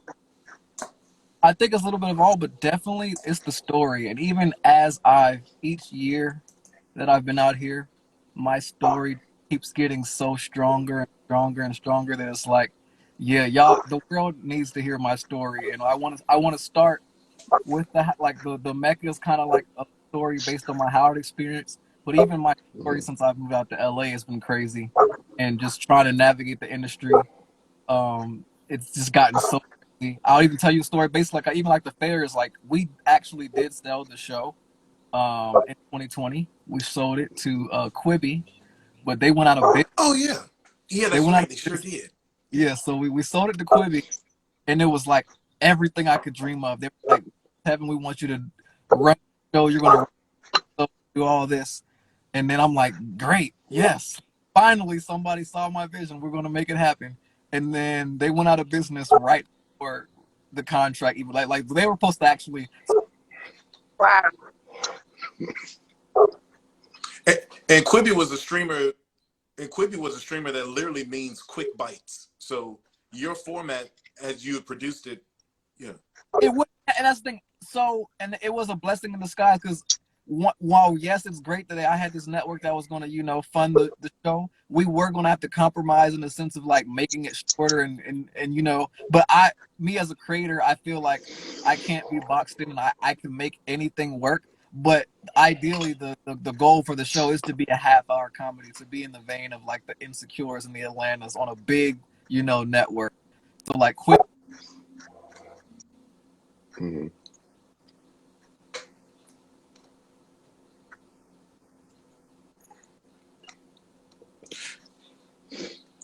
Yeah. You about to say something? Yeah, there's bigger and better things. But you Right. already name checked it. I was going to get there, so that's a perfect segue. If you could talk about your time on Insecure, were you a PA on Insecure? Yeah. Tell us, how is Issa Rae and Prentice? And didn't you win some sort of friend contest? Yeah. So we weren't. Dish a little bit if you could. It wasn't the typical PA job. This is probably like the dream PA job. Like, shout out to Issa and them for even creating this program. So basically, it's called the Insecure on Set contest. You make a 30-second video showing why you should be on the show, and then whoever gets picked, you basically get to shadow every department. So we were in the writer's room, casting, wardrobe, on set, in the editing. We saw every step of the show being put together from point A to point B. That was the most amazing experience of my life, and I feel like that was almost like my grad school. Like getting that, it was like I was getting paid to go to grad school in a sense, and that's actually how we even got the experience to even be able to create my miniseries at a high level. Because putting together a show is a hard thing. You can't do it. You need a whole bunch of people behind you. You need a whole lot of energy, and without the experience we got on Insecure, we would have never been able to make that. And yeah, Issa and Prentice, those are probably the top two most amazing people I've met since I've been out here. They've been everything. What can you tell us about their process when they're crafting storylines and such? What are they thinking about? I remember reading one time Issa was like, we're not gonna turn Lawrence into another fuck boy. We're not just gonna make him be such and such. She was very protective of certain male characters. If anything, it sounded like she was like, put the burden on me. I'm the star of the show. Let me be the heavy for some of these situations. Can you tell us a little bit about the writing process of that show? Because there's, some people love the finale, and some people, like, now that time is evaded, past from the finale, like, they could have done such and such. But what can you tell us about their thought processes from what you know, observing them in the Insecure writers' room? And I will say, out of the experience, the writer's room was the least amount of time we had. We did have a good week in there, and that alone, like, blew my mind just to see these stories being crafted real time, like the stories that, Black Twitter is going to go crazy about. But it's a very thoughtful process. Like, it's not, the onus is not just on one person. They have a team of writers making sure that, every character is being done justice, and it's not, too uneven. It was really amazing just seeing them those storylines. Cool. Any other questions, guys? Y'all got some more questions? We're here with Tevin Scott, actor and doing stand-up comedy, I see, out there in LA. He's an HU grad. He's the writer, creator, producer of The MECCA, a web series that's on IGTV right now. And it's also on RTS TV. Vision. I need to write it down. RTSvision.com. That's Artist Vision for you all who are good at license plate reading. But yeah, we have Tevin Scott and we have Lanessa Terry from Puff and Pretty who has a question for Tevin. Go ahead. I have a question. What is your take, Tevin, on the new Will Smith, Prince of Beverly Hills, like Prince of Bel-Air? Tell us, what's your take on that? Because I'm not sold, but I heard it's going to be really good and Will is a part of it and everything. What are your thoughts on that? I like it. I'm not caught up yet, but I have seen enough to, have an opinion. I love the show. I think for people who are even trying to get into it or who haven't watched it yet, I think you can't watch it. Do not watch it as a reboot. Like it's its own new show. Like it's not to me. This is a reimagining, and I think in that this is probably like the best reboot that I've seen in Hollywood. Because most times in Hollywood they just reboot something. Wait a but you weren't born when it came out, were you? I mean, come on, you said that you went around with different. So were you I mean, no, Fresh Prince the is original? Fresh Prince is timeless. Everybody in my generation has seen it. Like we had the reruns on Nick at Night. We might have been not Okay, okay. alive, or we probably were in diapers when it was actually on. But my generation definitely we know Fresh Prince and we know Martin. You know for sure. Okay. Mhm. Okay. It I feels was like just Bel wondering your Air. opinion. I said this before. Bel Air is like if you've been when you were a kid, you played with like Commodore 64s, and that's way before your time, Tevin. You playing with Commodores and those brands of computers, and then all of a sudden you get Microsoft, and your brain is all crossed up. No, Atari. If you Atari. Atari, but if you saw Atari. exactly, you know what I'm talking about. Well, you know what we're talking about. But if you saw the Fresh Prince of Bel Air, and you're like, okay, it's almost detrimental for you to watch the sitcom and say, oh, that's supposed to be whatever, because it's more distracting because you're still trying to connect the dots and you're still thinking this is nothing like what I saw. So you have to completely cleanse your mind and accept it for the drama that the new show is. And Yeah, now you that I've looked at it that way and you look at it with fresh eyes, it's on its own merits is a good piece of work. right. But to expect the comedic elements and all those other things, that's not going to work for you. Okay. In that I regard. haven't seen it at all. I've just seen some like trailers and I said, oh, this is different. Like this isn't the same. I was thinking about the comedic element of it. Mm-hmm. So I'll probably miss that. But like you said, Shawn, you have to look at it with fresh eyes. So when I watch it, I'll think about you. Throwaway. Uh, watch new take on it because it's a reimagining. It's not a reboot. Ty, you got something you want to jump in here? Yeah, I mean, I had a follow-up question for Tevin, and I haven't seen the new Fresh Prince either. But my question was, when you were out there, when did you feel like you belonged? Um, with the big dogs, is it an event? Was it the belief in yourself? Mm-hmm. What was it? Was it a moment? I think I've had a few of those moments sprinkled. That's the thing, because out here chasing this dream, like it's so hard, Mhm. and you get so many no's. Like I've gotten rejected so many times, but there are those moments where you get those confirmation, like I'm supposed to be here. And I definitely say that Insecure was definitely one of those moments. Getting that, I think, because Mhm. getting selected over like 500, that was like okay, yeah, Mhm. be here. Wow.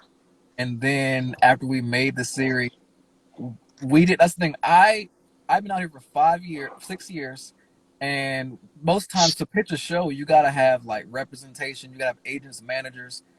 I was able to pitch to some of the biggest networks on TV with no management, just off of the strength of what we created with the Taste of the MECCA miniseries. Like Mhm. people saw that and they were like, "You deserve to have these meetings." So it was kind of like didn't need to have any extra connections or nothing. It was literally just they loved the work. So that was just another Mhm. confirmation. And then the Quibi, that was kind of like the, oh my gosh, I've made it, because that was like literally the first yes that I got. Because although we did pitch to a bunch of networks, all of them said no, but then Quibi said yes, Mm-hmm. and I was like, oh my gosh, it's Mhm. time.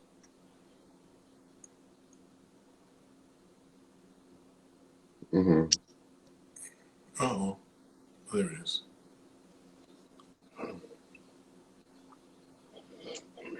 Mhm. On a little lighter note, I wonder what dating is like out there. You meet someone, you'd be like, "Yeah, I'm in the show business. I produce movies. I know this person, I know that person." And they're Uh-huh. like, "Yeah, nigga, like everybody." I've been trying. That's everybody. Yeah. I've been trying to refrain from doing any stand up on this call, but with the dating, that's all my stand up. But yeah, that's also crazy out here. Mhm. Just trying to find love out here while chasing your dreams. You know, but yeah, I'm not going to do no jokes tonight. But Is it true that 90% of the people out there are good looking? yeah, I'd say so. to Yeah, them, yeah. I mean, 90% of them are good looking to them. but Mhm. also, I mean, you got a lot of people who just, there's obviously been a lot of work done. But Yeah, Superficial. Totally superficial. but yeah. also, I'm not really out in that part of LA. My world in LA has still remained very black. Like Howard has a big community out here. Oh, I'm I'm always going to, black areas. So I'm not really in that superficial algorithm of LA. I'm still very much, my life still feels like a HBCU, if you will, because I am always around, black people, black Okay. creatives in the industry. And I also have my own events out here. We always have a lot of great black professionals out here. So I don't really get too much of the superficial vibe. You got to kind of chase that. That's something that you got to look for. People say like there's not a lot of black people in LA. That's all a lie. Not We true. find some time to get around each other. You just have to find the right spaces and the right groups. Hmm. Yeah. Never been. You never been to Heard LA, stories Ty? though. You've never been to No. LA? Ty, you been to Korea? Oh, You been to I've Afghanistan? I've only been to Hermosa Beach for a weekend. okay. That's it. I've Well, been to LA. I went to LA for the weekend. Only once for a party at a ranch. oh wow. Wait a There's minute. this, Wait a minute. That's a whole it, nother show. A party at a yeah, ranch? yeah. I mean, it was. Come on, Shawn, stop. You, I didn't go to no It was, party at a ranch. Bill it was at Cosby a went to some ranch parties at some ranches. somewhere Maybe on the that's why he. outskirts. Yeah, it was somewhere on the outskirts. Like I went to Hollywood and I went to Beverly Hills and Rodeo Drive and all that kind of stuff. But I went to a party at a ranch. There was this guy who lived here in DC, but he moved to LA. So the party was like out by the tennis courts, and I mean it was elegant under a white tent. It was beautiful. But I haven't been since then. I've only been to LA once. That's sad. So we got to get out there, Ty. Come on, let's go to Yeah. LA. We all Let's got to go. get out there. Let's bring out cigars. Do you smoke cigars, Tevin? Do you smoke anything? I smoke weed. Okay. I've never Weed had don't a bother Big me. ups cigar. to the weed smokers. I 420, smoke, I 420, would man. 420 is coming. I would smoke 420 a is cigar with some weed in it. I would do that. that is not a cigar, That's not a but it is smoking. right. That's chiefing right there. 420 is actually my sister's birthday. My sister, my younger sister, who's out there, she's in the entertainment business as well, and Okay. she's just got her SAG card. So congratulations to her. So maybe, Wow. maybe I can link her up with you, Tevin, and y'all can do some work. She's got some great projects coming on, and we're gonna bring her back. She was on my first show. Shawn, do you have your card? Do you have your SAG card? So that's the thing. So if I get my SAG card, I feel like I need to move. So I did the mini series on HBO that's going to come up in the bottom of April, starting in May, like called We Own the City, and I'm a cop, and I got a couple of lines in that. And by SAG rules, you got some lines, you're SAG eligible. So all I need to do is start paying for it and get my license, get my card. The thing is, because I'm in DC, the brand of gigs here are nothing like the brand of gigs out where Tevin is, or Of maybe course. even Atlanta. But if I do that, then I got to make some decisions as to where I'm going to live, because I won't be able to work the non-union gigs that are very lucrative in this market. Okay. Okay. So it's like, all right, it's another tax bracket, right? But you're the lowest of that tax bracket, and now you got to make some decisions.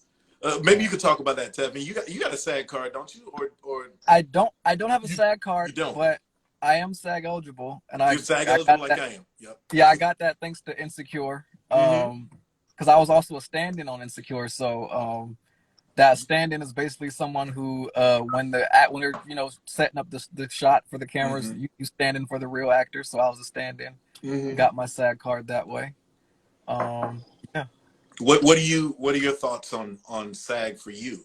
Are you gonna get your card? Because you're trying to do things more behind the scenes, though, right? No. Actually, I've ever since I did Taste of the MECCA, I've gotten way more serious about acting. But I'm chasing the acting dream a little bit differently. I'm not like trying to be on all the auditions rooms doing all the self tapes. I have a lot of friends who go through that, and shout out to them. That life is a struggle.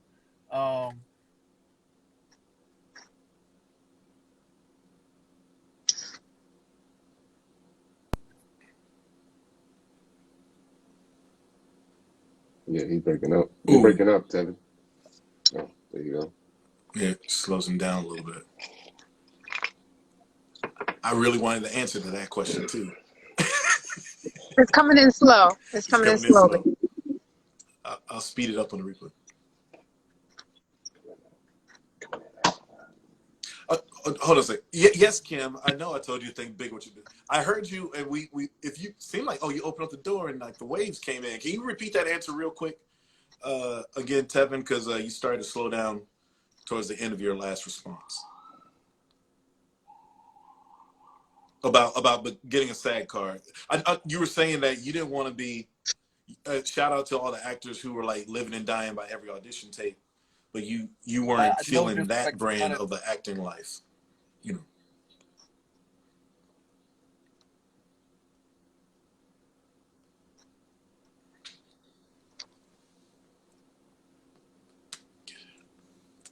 Don't want me to get this answer. Yeah. Right. No. All right. It's the West Coast internet. It's the It's the West West Coast Coast. crowd. You know, the internet all chill. They all chill. Oh man.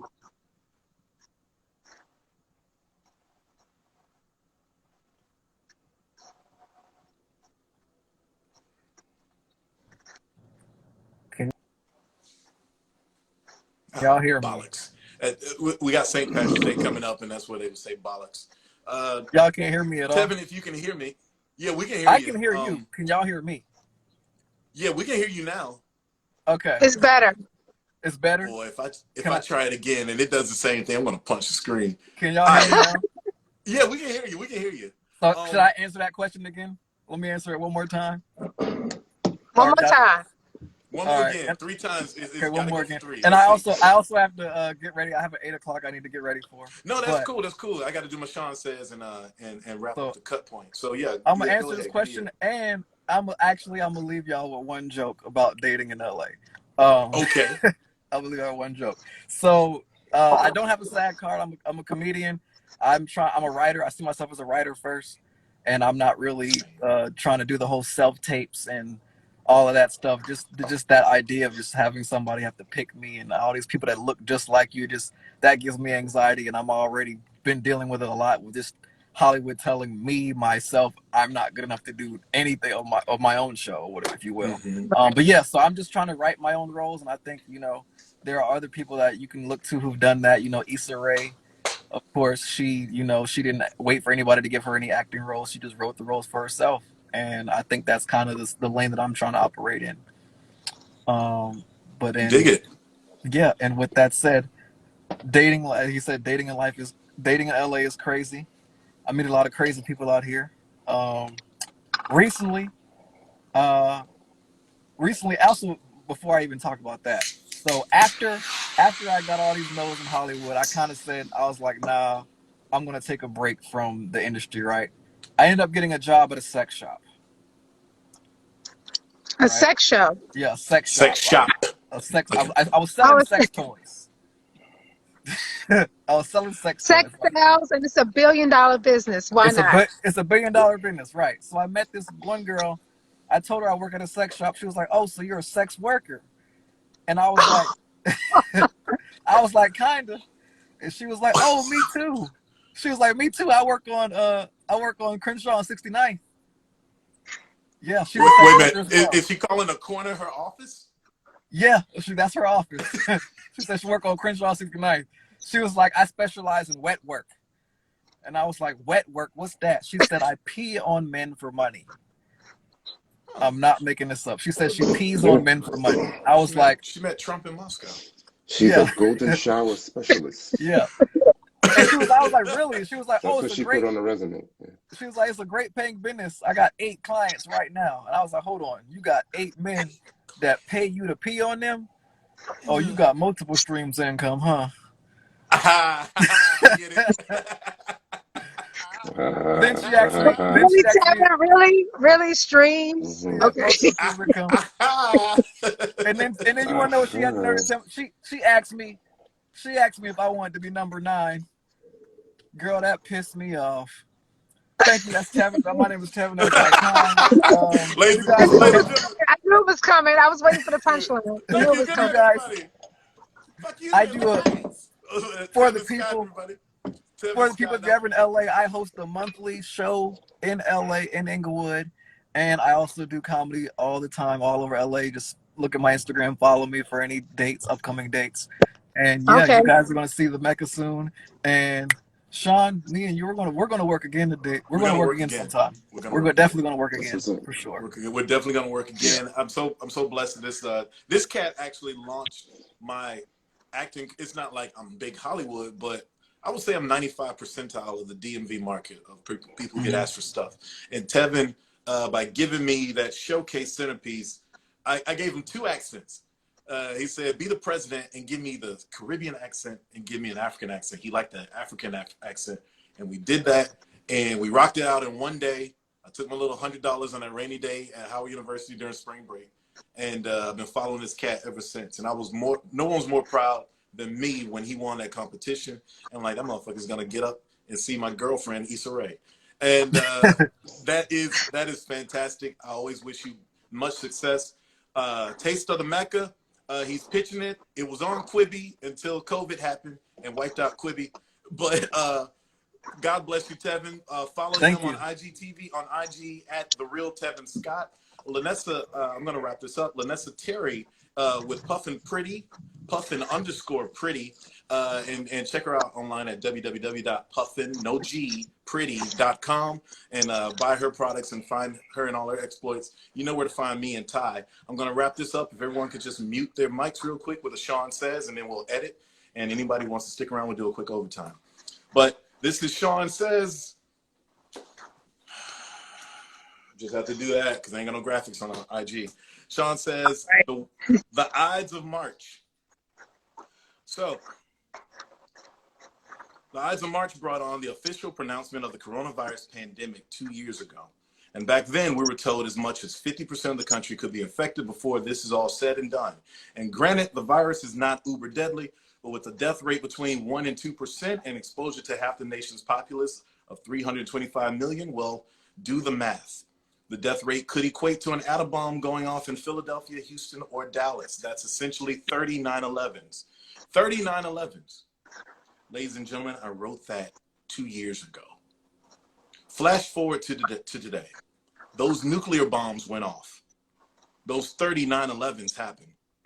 Because over 950,000 deaths later, over 1,400 deaths a week still later, over 81 million cases, with the potential of those actually being 200 million cases uncounted later. That was the result. Now, as some of you know, I acquired a blended spice business where I sell packets that can be transformed into dips and food spreads, yada, yada, yada. And this past weekend, it was the first time I sold the goods at a public expo since COVID. 2 years ago, early March, I heard all the naysayers about the coronavirus pandemic. It's not a real threat. It's going to be like they said. It's going to be nothing like they said. Nothing will come of it, yada, yada, yada. Well, 2 years later, I look around and some of the same naysayers carried themselves a little differently. They were humbled by the inability to work in the open, and they were full of cryptic silence about things that happened in the 2 years. I felt the ghost of COVID there as well. My former booth neighbor, the older man in the wheelchair with his niece helping him gather home renovation inquiries, gone. The guy who sold that beef jerky, who always stopped by my booth, nice white guy, gone. And as for the familiar faces that I saw again who weren't gone, even the skeptics, even the God-fearers, the blowhards, they all gave a somber, telling smile. They shook my hand and they said, "It's good to see you again, my friend." And I say it's good to be seen. And we look in the direction of those lost vendors and we notice how the humanity slowly poured in from the exhibition hall doors. And we were grateful for the chance again to see people again and grateful for survival. Maybe during this Lenten season, we God-fearers and COVID deniers will remember that the same good Lord is rather deft with his use of the coming plagues. That concludes the Shawn Show. I'll play this music. I want to thank everybody. And for those who want to hang around, we'll do a little quick overtime. It's late. Thank you so much, Tevin. Thank you so much, Lenessa. Thank you, Ty. And this is our cut point for the Shawn Show. Thank you, folks.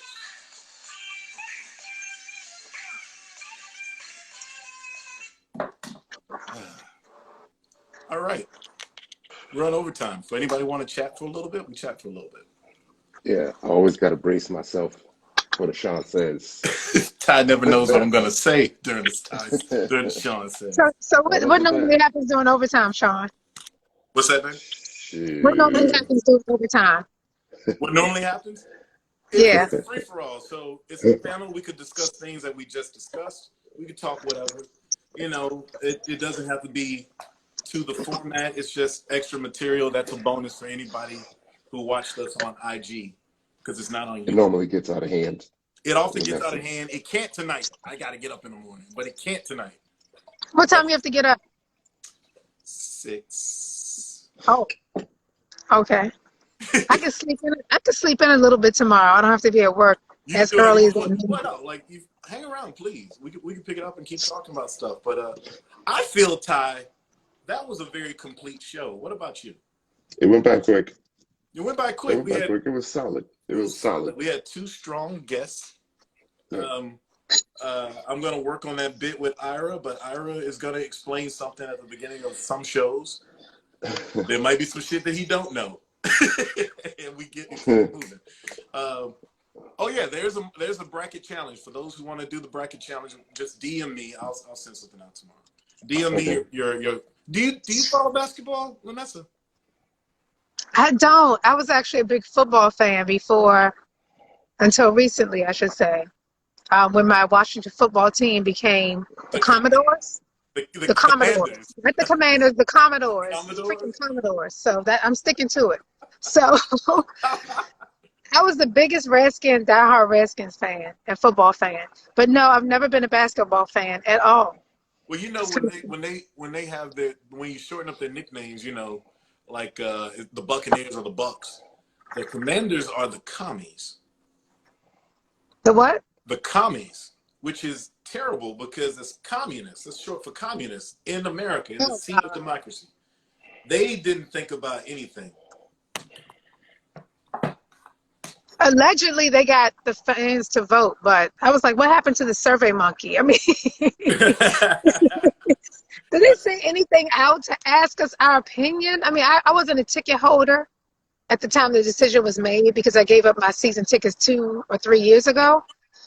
But I had the best times tailgating at the Redskins games. I have so much clothing, paraphernalia. I mean, you name it, I have it. Well, I heard they were close to keeping a variation of the makeshift name, Washington Football Team, which grew on me. It was going to be Washington D.C. Football Team or something. But the website that they wanted, they couldn't get. Someone else had already taken it from them, and they weren't going to pay for it. So every single name, yes. Every single name that they were trying to come up with, the person would be on it. Like they were just thinking of all kinds of things. So they didn't want to pay the person who kept patenting or trademarking the name. Smart. Yeah. That's what was happening. So they had to go with something outlandish, I guess, to save money. But come on, it's a billion-dollar industry. Do what your fans would appreciate. Like, it's just ridiculous. Just keep the damn name that they had. Football team. They don't have to have a mascot. We play football. That's what we do. We're the footballers, like soccer. Right. And we may not want to go here, but also the racism. The whole situation with the coach who was terminated and he went to another, to apply for a job. I am so irritated. When I heard about that, I was freaking done. No, I was, look, Sean, I was fucking done. At that point, I was fucking done. I spend my money on tickets. I have a good time. You know, you cultivate your youngsters. I was a football mom, all that. But when you get to that level in life and that level of success, and somebody tells you you can't do this job because you're a black man, I have a problem with that. Yeah. So fuck the NFL. In a I'm sport, done. yeah, the sport that's dominated by black men. I'm done. I'm sorry, guys, but it's the after show. So it's the after overtime. You can say any of this stuff during the show if it comes.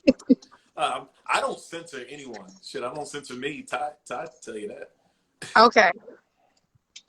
I'm done. Yeah. Ty's a Patriot fan, but that's only because of geography. So what are you gonna do? I'm a Falcon fan, so I got my own. And I'm just chilling because I'm still on my first glass of wine. So I'm gonna get my see charger. you in another 10, 15 minutes. things might be a whole lot It different. might be different. You got the calm, Ty. I got to get my charger.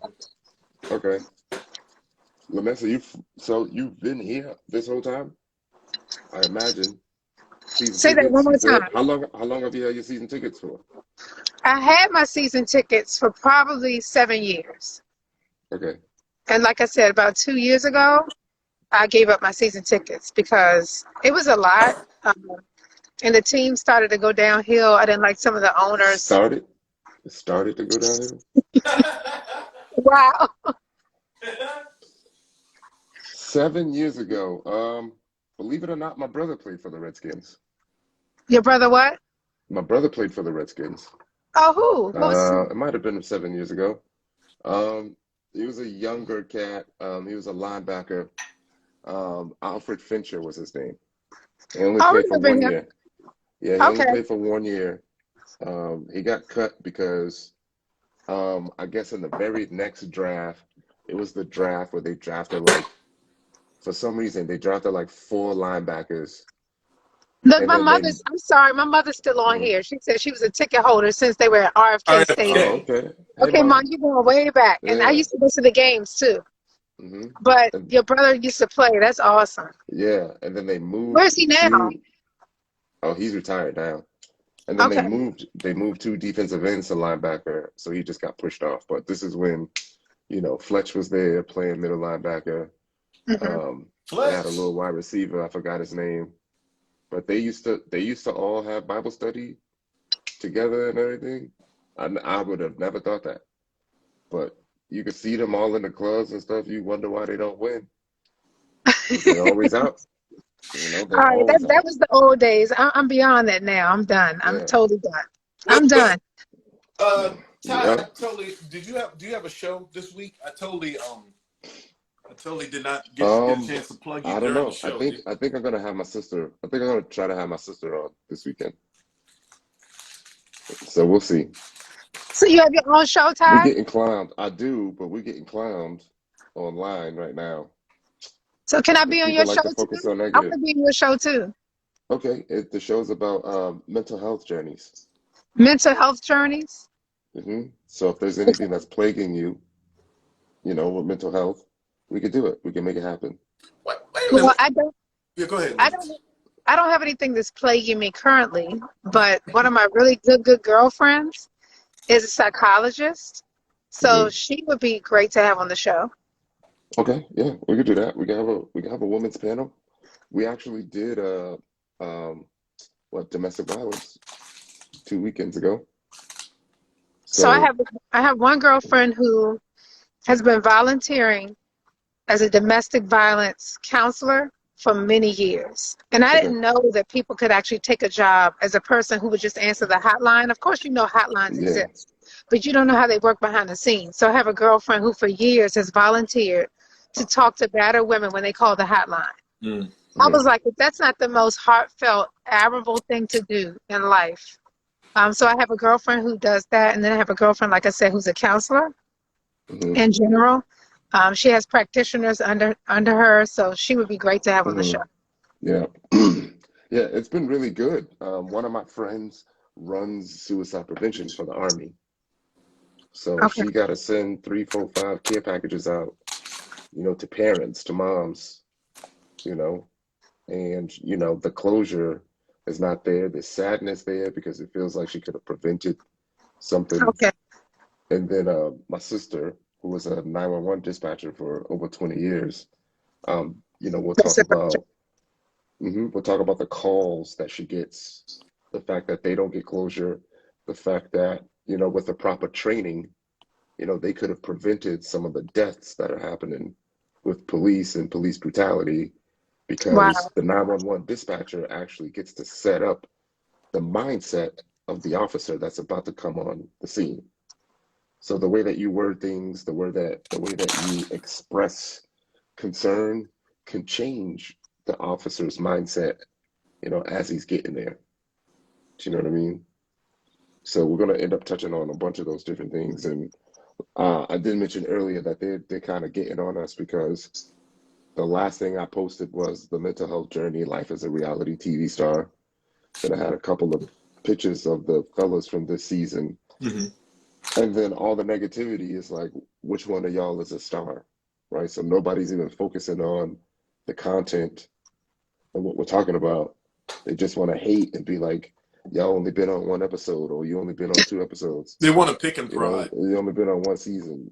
But they haven't Nobody's a been on star here. anything. But they haven't been on anything in life. Right. Right. We It'd be like, don't just even because see the their shark. actual profile picture. We don't even know who we're looking at and talking Yeah. about, you know. So I'm just trying to tell them, like, just because the light isn't shining as bright as the other stars does not make them not a star.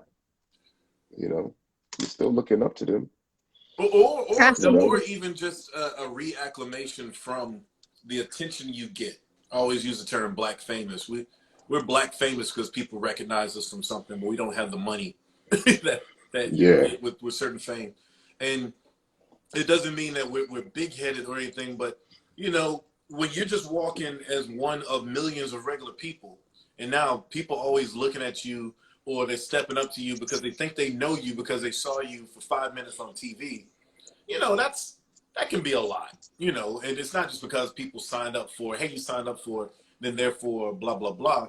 No, I think we're back to trying to be normal and having a normal life, and yet still people aren't trying to hear that. So yeah, I wouldn't and listen to that guy, you know, it's all good. Yeah, I was recently asked, can you still have mental issues if you only made it on 1 episode?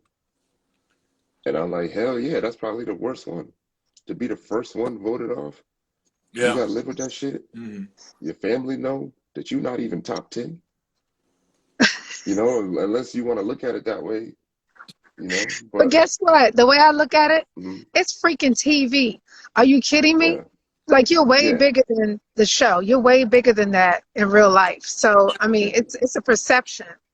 So I wonder that for you guys. What has it been like since you've been off the show? I mean, I'm sure you've talked about this, but as a viewer, and I only saw a couple of trailer things and maybe 1 or 2 full episodes because I didn't watch the show in full. And I didn't even know Shawn was on it. I didn't know Shawn was on it until after it aired. I was like, oh, what the hell was he doing on that show? He ain't found love yet. So, Ain't found love yet. but no, seriously, how has life been after the show? I'm curious. How is it after the show? Life was great before the show. I know, but I'm just saying, Life was was it okay? great. Did you get any benefit from it? Was there any benefit? What did you gain from being on the show? Let me ask you that then. For me, I think it was just personal. Like there was a lot of personal growth for me. Probably a lot more confidence in me. Okay. Like there was you know, things that I had to figure out about love and myself and validation of myself and feeling like I deserved to be loved. You know, I didn't feel that before the show, but there was a lot of shit. Not saying that the show changed that, but there was things in my personal life that happened prior to the show, which led me to going on the show. And I think I just the show is basically just kind of put the icing on everything I had been through. Probably the last few steps I needed to go through in life, and that was figuring out what love is and figuring out what love isn't. And I feel like I did that. So even if it wasn't the person, I do know what love is and isn't. So I'm good. Yeah, I'm good. Well, I feel like for me, I expressed to people, and I even expressed to the producers, but none of it got on the show.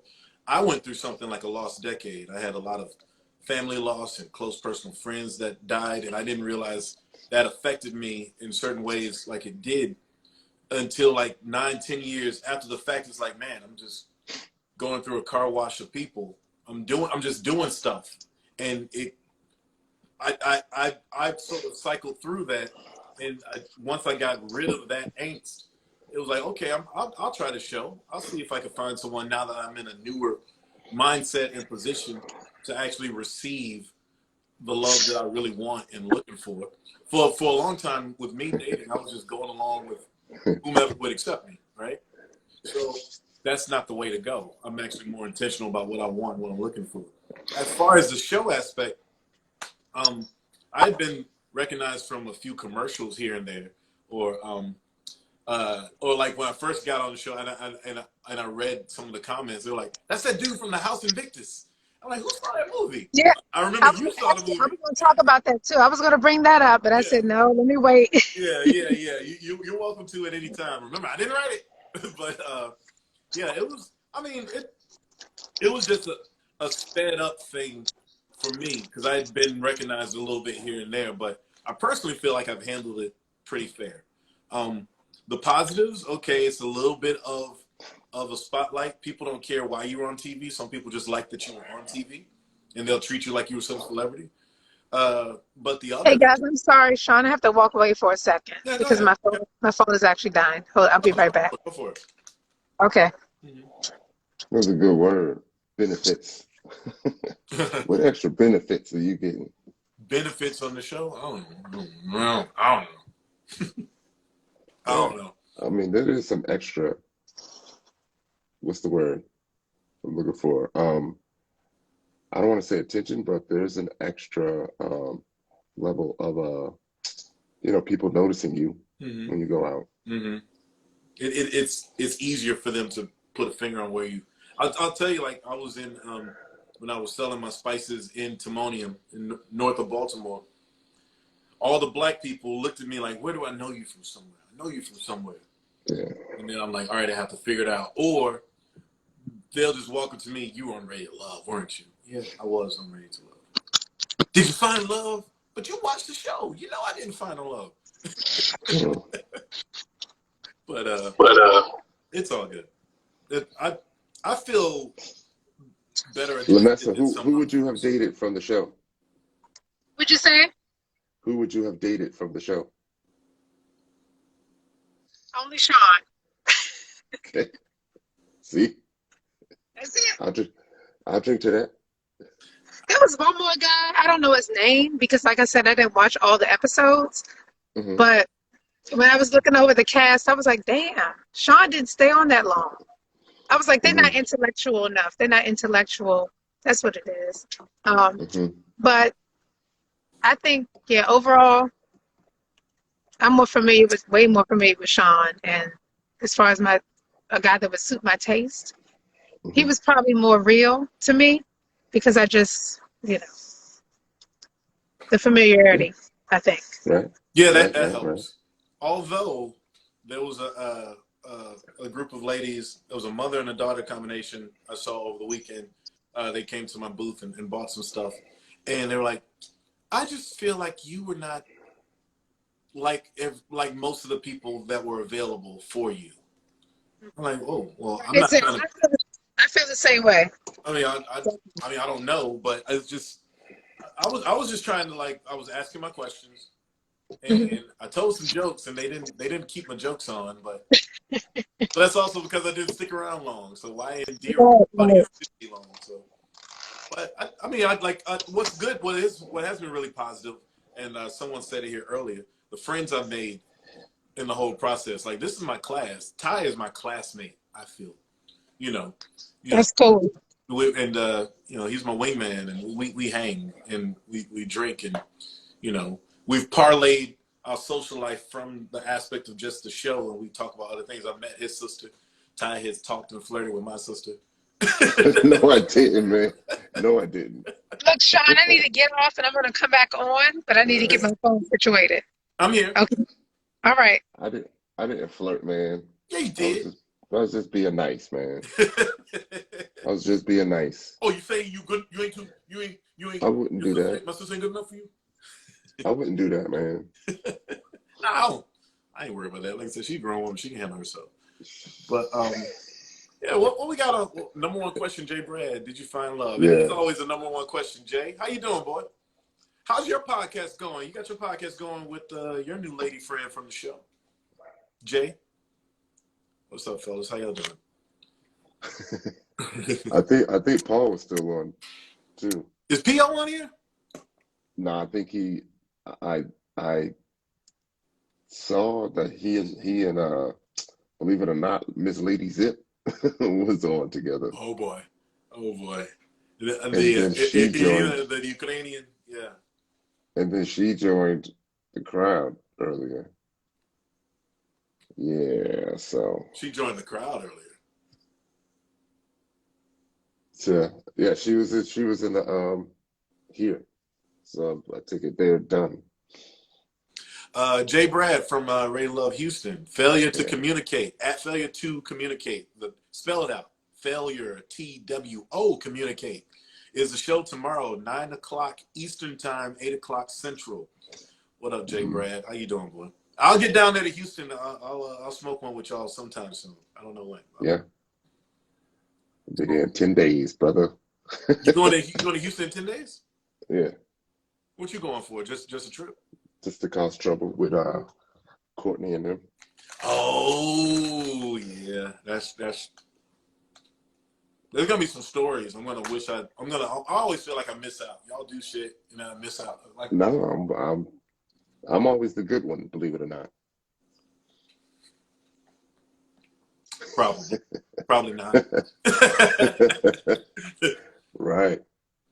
Time to tear it up. Jay says. Jay said you gotta tear it up in Houston. Hey, Lady A, we're great, Lady A. We're doing great. We just had a rocking show. We had a great show. Nice guests, good conversation, and the cigar I think really mellows it out. I felt really comfortable. Bernie Mac, trouble. That's what Jay said. You gonna be trouble. How about that, Trouble TY? You ever got that as a nickname, Trouble TY? Nope. No, I'm actually the good one, believe it or not. I am actually the good one.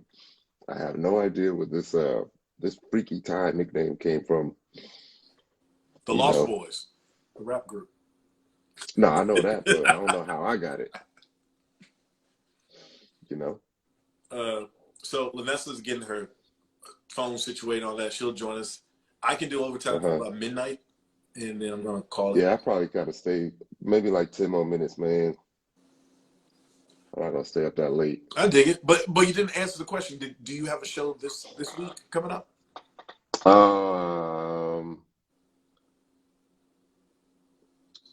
I'm gonna say there's an 85% chance, yes. We'll probably solidify the timing of everything and do the marketing tomorrow. I ain't got that good marketing like Jay do. Oh, Jay's marketing, like Jay you can tell he's in realty and shit. Like he's flashy with it. They got videos and they all cute and shit.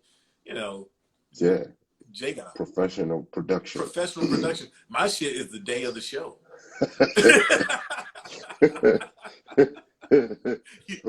Y'all just wait till I get my shit together. I'm gonna get me an intern. I'm really looking into getting me an intern though.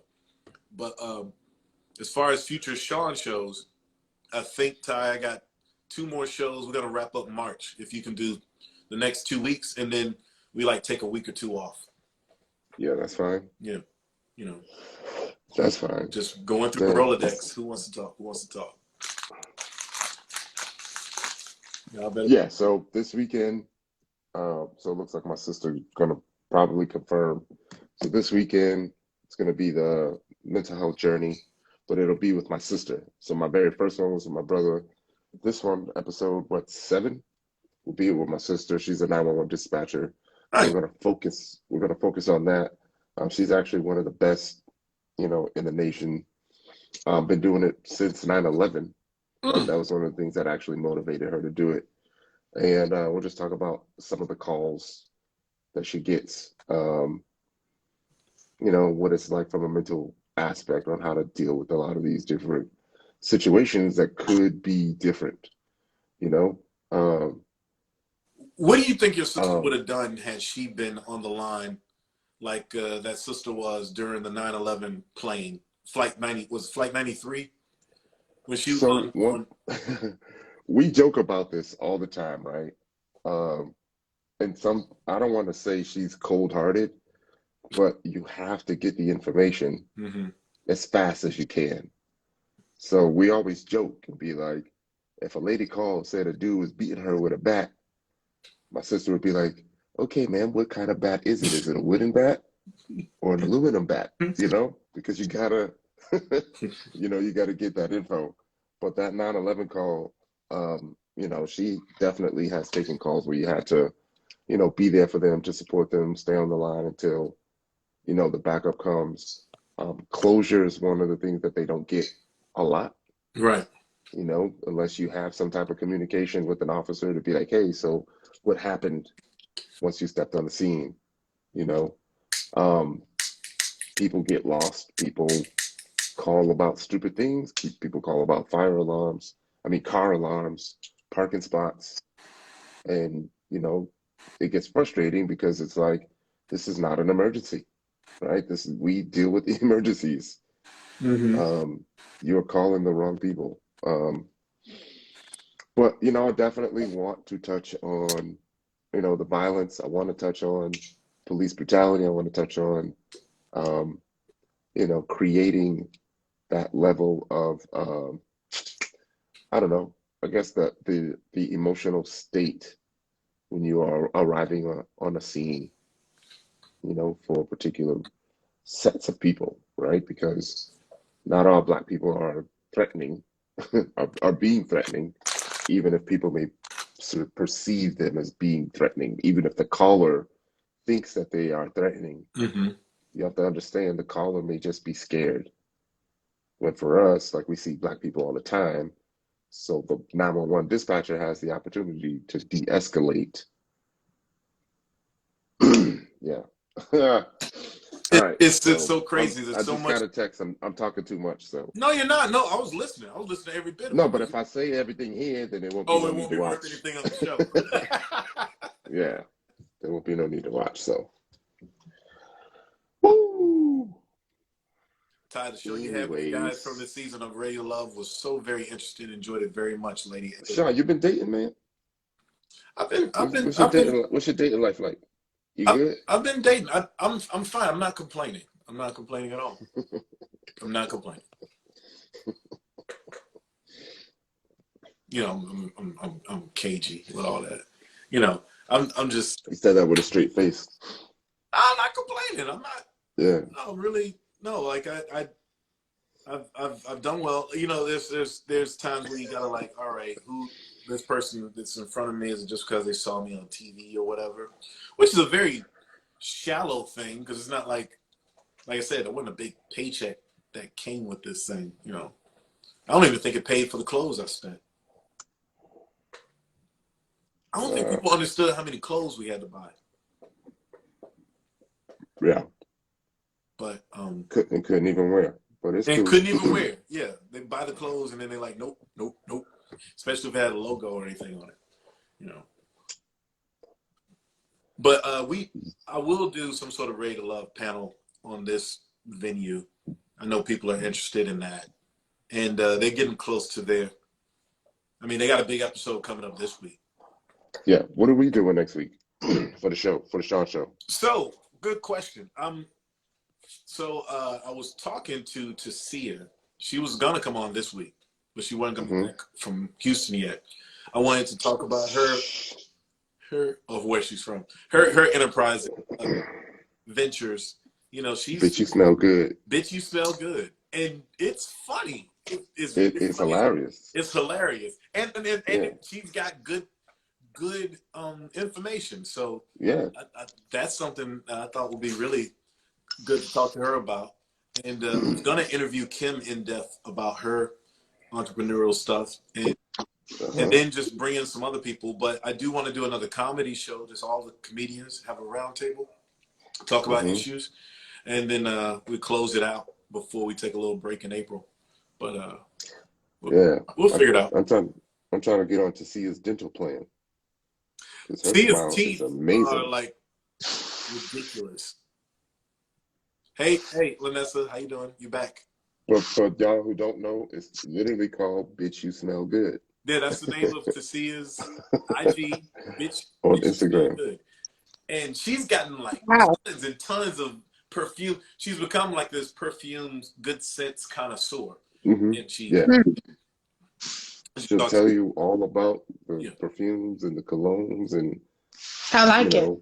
The pheromones and the performance, the lasting power, the all those things, And okay. She always smells good. You smell good. She's a good smeller. So does she only make fragrances for women, or does she have fragrances for men as well? No, she I doesn't think make it's fragrances. She's more like talking about the educational. performance of them. She's almost reviewing fragrances and Oh, what you can expect, where to put them, all that stuff. And okay, Lady, okay. yeah, you're not gonna get me. it's very niche.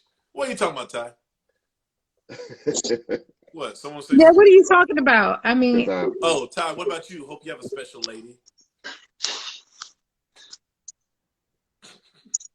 People digging in oh, about a is dating that a life. question? Is that a question? That was, I guess, that was a question. There was no Oh question yeah. mark there. that Oh, was bait. That wasn't a question. That was bait. It was. So go ahead oh, and inbox her. Just go ahead and inbox her and see what's up with that. no. I say like the way that I do it, I would never be the one to put it out. So if she ever decides to put it out, yeah, I would know. That's how I Do I know her, roll. Ty? Do I know her? Oh, I'm not saying there is a person. I'm just saying if there was a person, This is you would how it have would to go hear down. Right. you'd have to hear it from her before you hear it from me. Oh, is that how, I mean, is that how men are in general? Like, men wait for the woman to say it's a thing, or do they, like, if somebody approached you and said, Ty, what's up? Who you dating right now? Like, just some of your female friends. Would you tell them, or would you Yeah, wait for them I would to? tell them. Okay. I would tell them. But I'm a private person anyway, so and I understand discretion. So Well, you're a private person, but you are on live a lot. But you know what, yeah, that whole that don't mean private nothing. person thing, I think that's some bullshit sometimes, because It is. you keep it secrets. Like, oh, I'm a private person. Yeah, you private because you're not telling this one over here that you dating this one over there. That's why you private. You're not telling the full story. So that's why you private. But when you go public, when you post pictures on Facebook and all that, that's when you know it's real. But before that, until that, are we private? Because back to the cigar culture, the question that Shawn asked me about the whole cigar Hmm. scene, and I was Yeah. saying it's incestuous. Hmm. To Mm-hmm. me, the whole private thing is because you want to remain private because you're dealing with like 3 women in a cigar lounge at the same time. That's why you want it to be private. So Because that's a that. if it's public, they know. If it's private, you don't know who they're dealing with, and that now we're in a whole other, situation. Right. So the other thing about me is that I'm very honest, kind of Okay. honest to a fault. So if someone was to ask me if I am seeing someone else, I would just be like, yes, I am seeing someone else Okay. right now. I'm just not going to tell you who it is. Do you know what I mean? That's what I mean by the privacy. That's hard though. I can't deal with that. Like, I can't. I just can't. Many times, private is the word people use as a cover up for their deceit. Exactly. True. I mean, that is true for a lot of people. You summed it up nicely. You summed it up. Yeah. I will always be truthful and answer the question that you ask me. I hear you.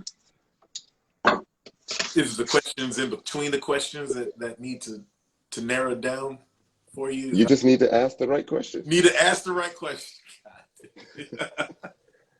Yeah, But I ask don't the know right about you question. guys, but at my age right now, I'm looking at Hmm. building. Like, Hmm. this whole dating thing. I've never been a dater. And I don't know if you guys heard women talk about not being daters. Yeah. Because you like who you like. When somebody sparks your flame, so to speak, Yeah. you just connect with that person, and it's like, okay, this is my person right now.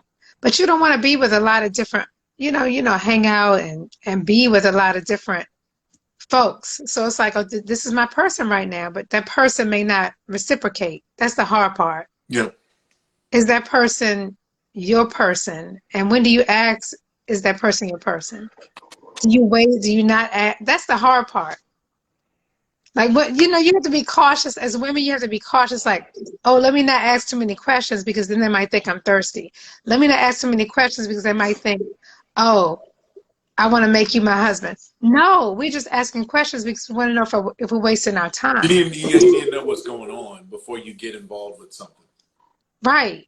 But we See, don't I ask, feel a like lot of times we don't ask the questions because we don't want to hear the answers, Tyrone. We don't want to hear the freaking answers. I think that's why we don't ask some of the questions. yeah, That's the other I part feel like too. this Yes. experience has made me damn near a professional at this. So I feel like I have a lot of the answers. And the answer is just to be honest.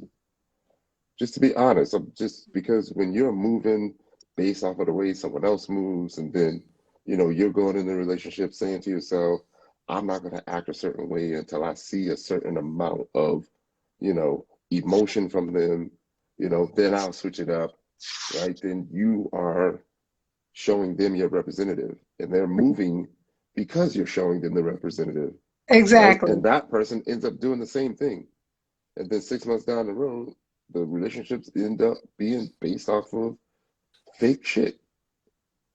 So if you're just real at the beginning, Or in my case, it was like avoidance shit. Like I was involved with a woman for 2-3 years, and she knew what I wanted, and I knew what she didn't want, and those two did not reconcile. But we always like sort of pushed it off because we liked each other, and Right. we just thought that would either time would iron it out or whatever, until it just came to a head. Because I like yeah, older women, and she was older. In fact, she's Lanessa's age. She's not Lanessa, but she was Lanessa's age. All right. But how old are you, Shawn? How old are you? I'm 45.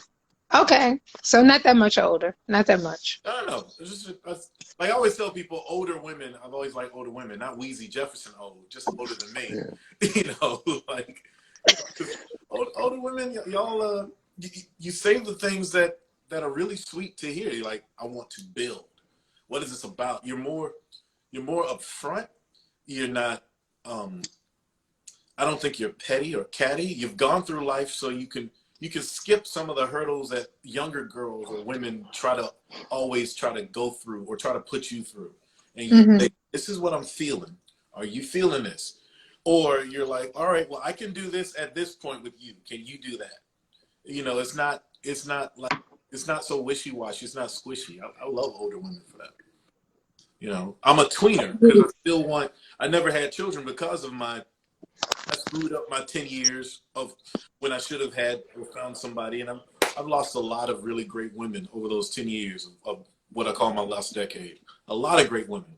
So have you ever thought about going back to like cultivate some of those relationships and see if they're happy or if it will work at you this mean point? like the drive-by call, the drive-by text to see how you're doing, all that? No, I know most of them are either with somebody on a serious level, or they may be like, nah, I don't wanna go back there.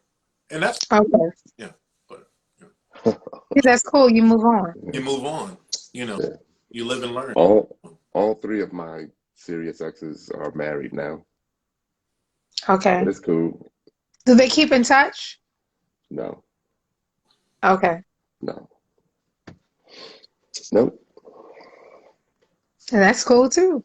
They must be happy at this moment. Yeah, I mean, they don't want to slip up now. Look, Ty got that good. Yeah, That Ty Ty got that good. They may have a bad moment and be like, oh, let me call Ty. Only for their own good that they don't, Ty going around hitting them over the head with it. He knocking them down. He knocking them down, Shawn. Down. Trying to mess up with their relationship, That's another 6 months of turmoil for you because you're going to be back and forth.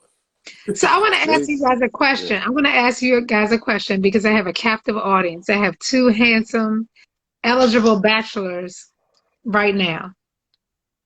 What do you think about women who give too much too soon? So we like give too much. And when I say give too much, I'm talking about not just time, emotional support, but also sexually. What do you think about women who give too much? Like you're like, oh my God, like I'm scared of this one because she's just doing the most. Like, what do you think about women who give too much too soon? Is that a bad thing? I think if they think it's too much, then he don't like you. But you feel where I'm going, right? If he's complaining about that, No, but he's he not don't. complaining. He's scared because it's just too much, like too Yeah, much too he don't. soon. He don't want to be with you, Okay. right? It's either that or he don't trust himself and he likes you and don't want to hurt you, because he thinks you're a great person. There's a lot that you're Okay. given, and then he may be thinking, do you do this quite often?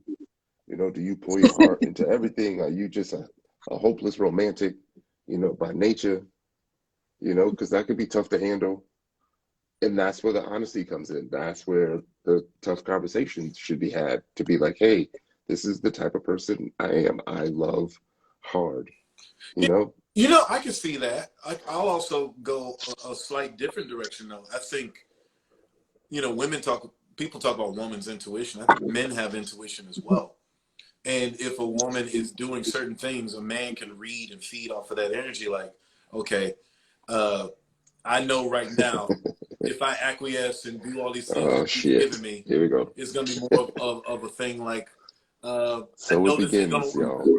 that's where some people might say it'd be too much too soon because they're like, okay, it's only giving me too much too soon if I don't want all those things from her. Or Yeah, she's going to try to take me down a road that I don't want with her.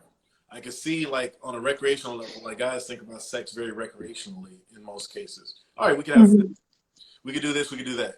Do I want to be in a long-term relationship with her? Maybe not. Her body's banging right now.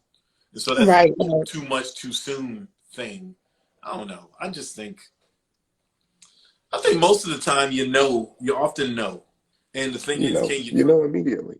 Yeah. Just how the women know immediately. Like, immediately. So men know too? Yeah, we know. Wow. Okay.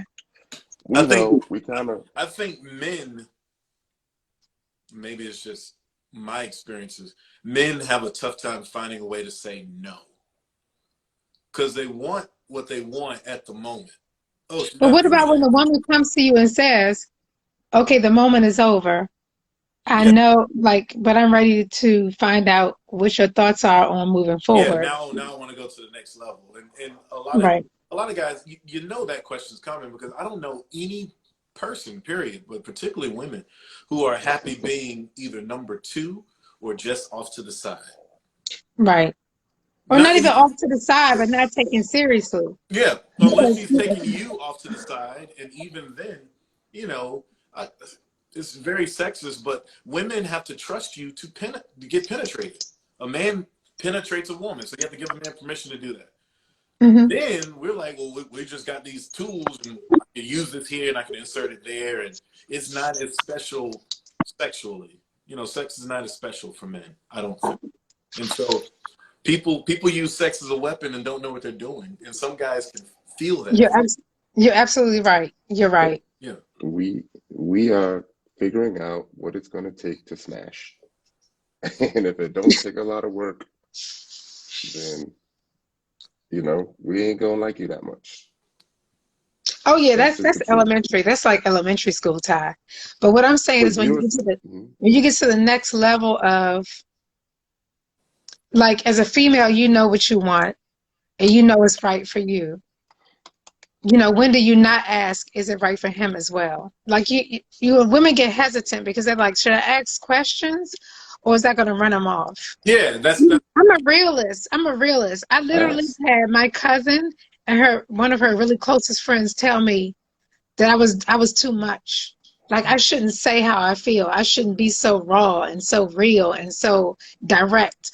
No, I'm going to be me. right. If you can't take me for me, that's a problem. I'm not going to scale back and not say how I feel because I think the man is going to run. No, I'm going to say how I feel to see how receptive he is to what I said.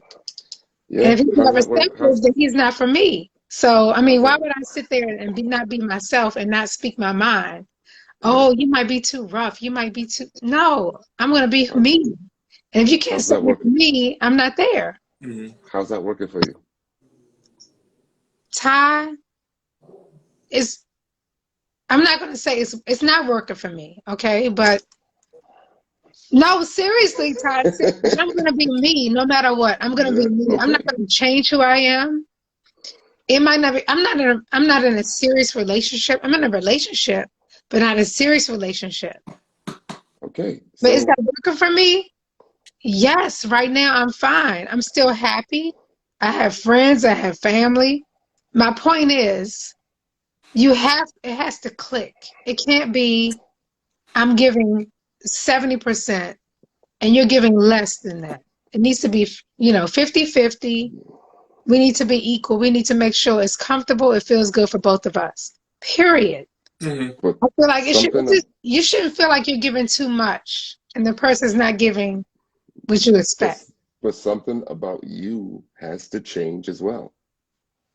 You can't just be you and I gotta conform to you and then I have to take you as you because you ain't never No, gonna change. No, I don't no, have to accept you.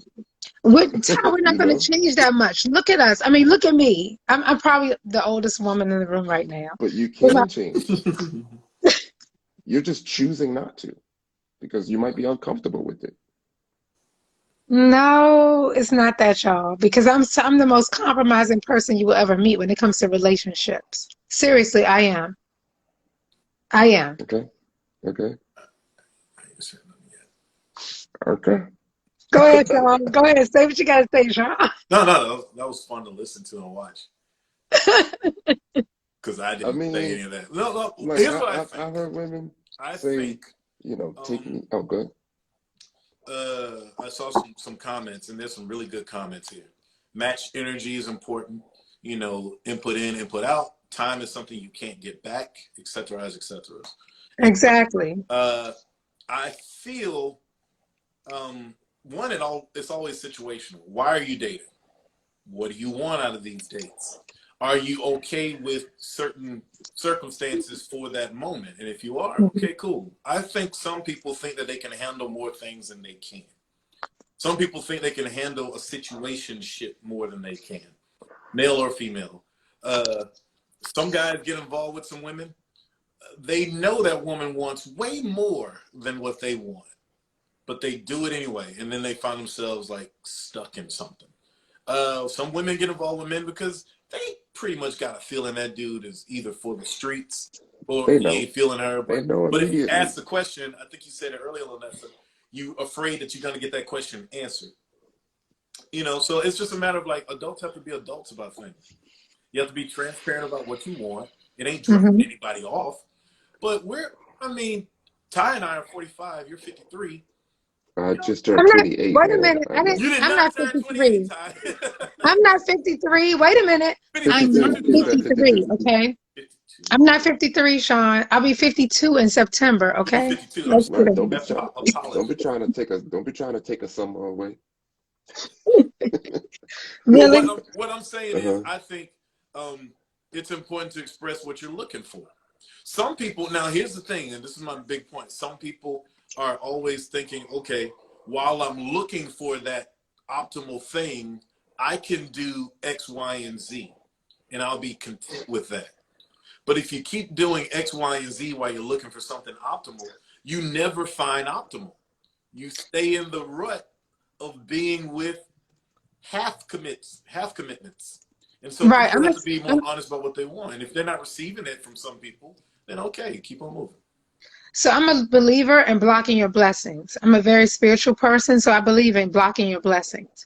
So if you are just doing that for right now thing, you could be blocking Other the people. future for everything because you're dealing with something that is not for you. That is So right. I believe in that whole, blocking your blessings. I do believe in that. I agree. And like I said, time is a commodity. Like, Mm-hmm. It's just a I'm matter, like you got to be upfront. I think Nigga. women are frustrated because they meet these guys who there's a whole culture of guys who can. Look, y'all. Look. Oh, there he is. Lanessa, are you on the dating Look apps? at him. No, I'm not doing that. All No. right. So I have a thing that I do. I have a thing that I do where I can look at your dating app and tell you who you really are. Hey, another round, Jay and Sean. How you doing? I'm So, Ty, pretty you good at trying it. to look up her dating apps and stuff to try to read her? Is that what you're trying to I'm not on any of that. I can Nope. help. do? I can help. I ain't gonna do it. Nope. You probably don't have to do it, do you? do you think you what you do you have to keep on? I mean, She just said she's single, struggling. Nobody said I you was didn't say struggling. struggling. I'm not struggling. No, no, No no, one no, said no. struggling. I'm not struggling. I just don't. I'm not feeling that whole dating app world. I can't do it because I do too much. Sean, you know how much stuff I do. Come on You now. do a lot. I know. I know. I don't have time to be like, swiping on the app to try to figure out, who I'm. Look, my dog loves me. Look, my Yeah, dog so loves me. Clearly, I was asking, clearly. how is that working out for you? You It's not being because I'm yourself. fine, Ty. It's not working out because I'm not working at it. It's not a job. It's not something I'm working at right now. So I'm not going to say it's not working out. It's just not something I'm putting effort into. It doesn't sound like a frustration. No, it's more organic for me. It's very organic. My question was kind of based on the situation I'm in now. Should I stay or should I go? That's basically you guys have given me. Jesus, that's the answer. You already know the answer. Lady A says try speed dating. Cool. We always know the answer, but sometimes we don't want So that why you answer. gotta ask? Again, you already know. Your intuition already For the told you the next answer. for the next time, Ty. That's why I was asking for the next time. That's Okay. all. Okay. Well, for me, on a personal level, like I said, I still haven't reconciled not having children. I miss that whole period. I wish, like, I look at my even my high school classmates. They, we grew up, and they're like, "Oh, you can't have babies," and now that woman's life is over. And she had a baby at 16. You kidding? I'm looking at these people now. When you're on the other side of it, and they got 2 grown kids, and they're living their 40s, and they're like, "Well, I've already done that, so I can live my best life." I'm like, damn. So for me, it's like, all right, I'm gonna have to reconcile that pretty soon. This whole want to be a father piece. Because there's plenty of great women right now in my universe that I could just date long term. But the Mm-hmm. sticking point is always either they don't want children, or they're not of children-bearing age, or they're Right. just not interested. They're not interested. So that's me. I'm a tweener, and I'm on the short side of being a tweener, and time is going to end up dictating that, because I know I don't want to be 55 changing diapers.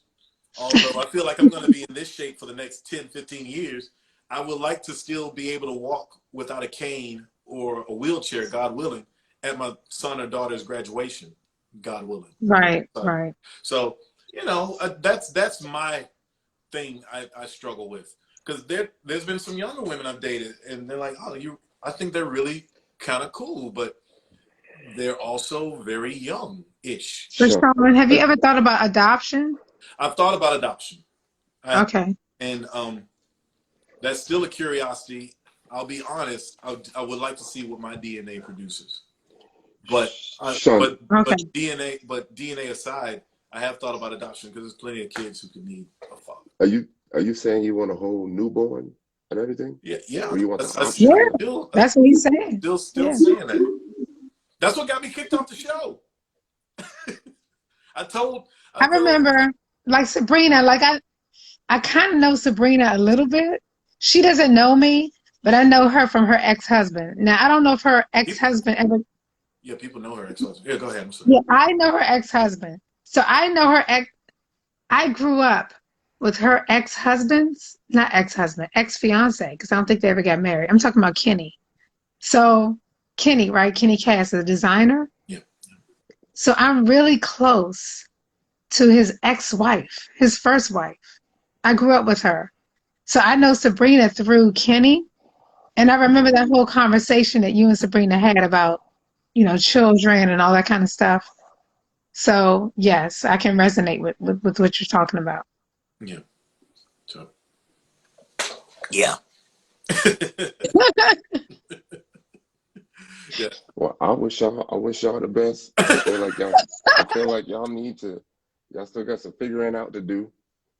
Ty, I'm good. I just wanted your guys' opinion as men. No, on your I thoughts. think women should I seek feel our like y'all opinions. might. It's in these forums where women get our opinion, because if women talk a lot, and that's why I don't like those male-female conversations, because women will overpower and bully the men from talking, and you won't get that perspective. Or men will curb it to what they think the women want to hear, which is not what needs to happen. Men need to be able to be in a safe space where they speak freely and honestly about stuff. And so I appreciate you asking the question, especially here, because we're able to answer it. Do y'all feel like y'all struggle making the hard decisions when it comes to a relationship or a potential relationship? Struggle with making the hard decisions. I don't. I feel like I'm clear. I'm crystal clear on what I want. And I'm not indecisive about relationships because relationships should actually be easy. Like it really should not be hard. It should be so natural and organic. I think that's the word I used earlier. It should be organic. Like two people should come together and be like, damn, we clicking. Like we cool. Let's take some pictures and post them on Facebook. I mean, it should be so simple. I agree with that. I personally still believe that. I think some people, you know, and I've been guilty of this. We still got our nose in the air. Well, maybe something else better is out there, or there's a more satisfying option that I could find, if only ... And you know, I think we have so many options that we end up eating nothing. You know, instead of ordering a la carte, ordering something for real, like on the menu, we got a buffet. Men have a buffet. Women don't have a buffet, Shawn. Men have a buffet. Fair. Because there's a lot of stuff I don't eat out there. There's a lot of stuff I would not touch. I'm allergic to a lot of stuff. You're allergic to some of it. Wow. Yeah. My cousin had his first and only child at 40. His son will soon be 24. Thanks, Doc. I feel like if you're still undecided, you know, even though we might have lost some good ones, it's because you wasn't 100% all in. You probably could have turned that person into somebody special. But if you aren't in, you know, 100%, then it ain't gonna work anyway. Well, I know that the case to be me. I lost some good ones. Shit. It wasn't meant to be. It wasn't meant to be. But he was saying, you know, the whole thought that you could do better. I felt like that almost my whole life. Really? I don't know if it's my entrepreneurial spirit or what. I just always felt like. Your whole life you felt that way. Wow. Yeah, felt like I always could do better.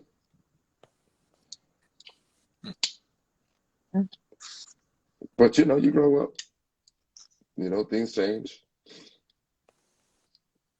And you learn, right? You learn about what you want, and you finally figure out how to have those hard conversations early.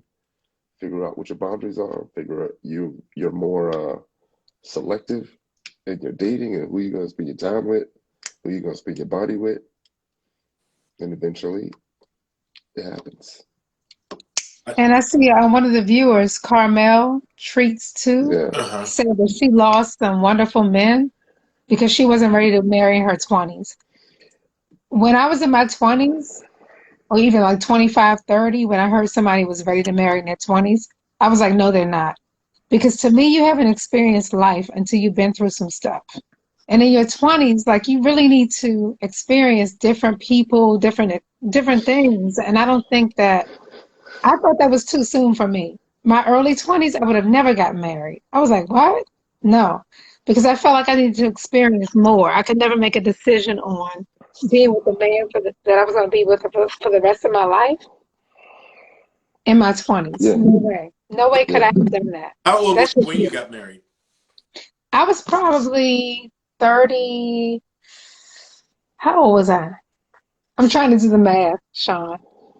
I was probably 35 when I got married. Yeah, that's the age. 36, something like that. That's a good age. I feel like y'all lose out on good men 2, 3, 4 times a week. You know, I feel like at least 5, 10 dudes try to holler. Oh wait a minute, that don't mean those dudes want their flavor though. I mean, and y'all turn him down because maybe he's too short. You know, he ain't that cute. You know, but he's still a good dude. But you know what? One of my criteria that I go by is will they fit within my family. And some people say I'm crazy for that. But my family is so close knit that you have to be able to hang with my family, travel with my family, vibe with my family. to be with me because family is everything to me. Mm-hmm. Like we literally have weekends, we have parties, we have get-togethers and gatherings. And when I met my ex-husband, they were like, okay, like we'll deal with him, but we don't think that's your cup of tea. So my aunt, may she rest in peace, she was like, she called him him. She never called him by his name. She called him him. Give them that damn distant ass pronoun. Right. And I was like, why is she doing that? That's not fair. But nobody really was feeling him, right? So I didn't listen. Even putting together the little favors for my wedding, it was, it was a done deal. We were putting together the favors for my wedding. My mom was like, yeah, so if your husband ever cheated, what would you do? I was like, my husband's never going to cheat. And why are you guys bringing up negativity? And that's not right. And y'all shouldn't do that. Like I was on this whole rant. But it's a real thing. And it happened to me, y'all. It happened. My ex-husband actually cheated on me. And they were like, oh, yeah, now y'all divorced and he cheated on you. And remember you were upset with us when y'all were putting the favors together? Oh, they threw that back at you? They threw that back at you?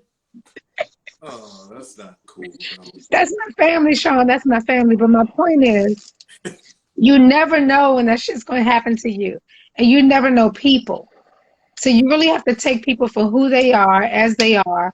I was fine with my ex-husband at that time. I don't have any regrets. But my point is, sometimes people can see things before you can see it. That's true.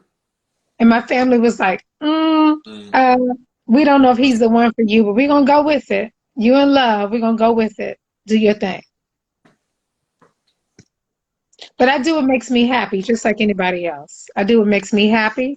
So, and I might not make right decisions in my next move, but it's going to be the move that makes me happy at that moment. Yep. So no, I feel you on that because I wish y'all all.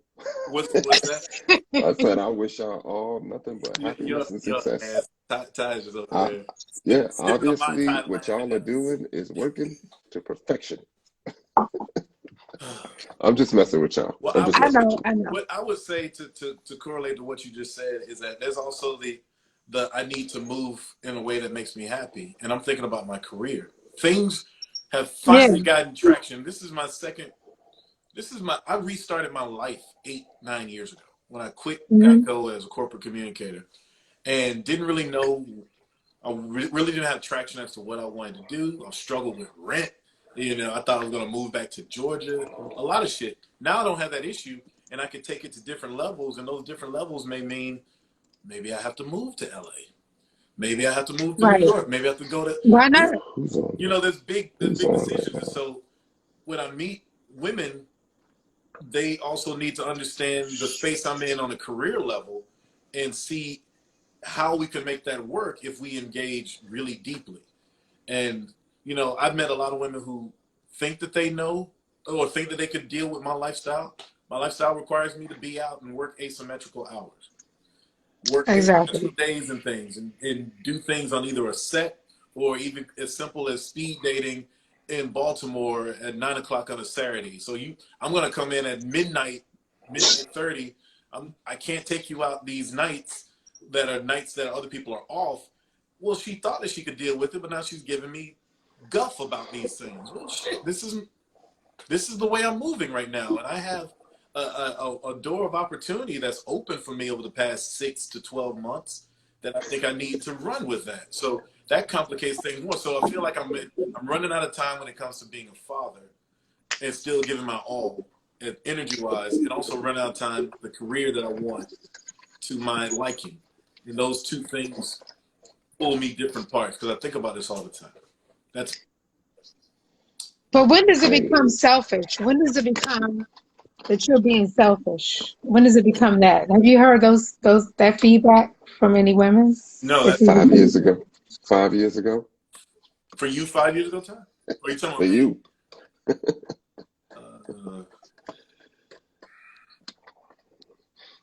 Right, because are you expected a woman your age to still have a child?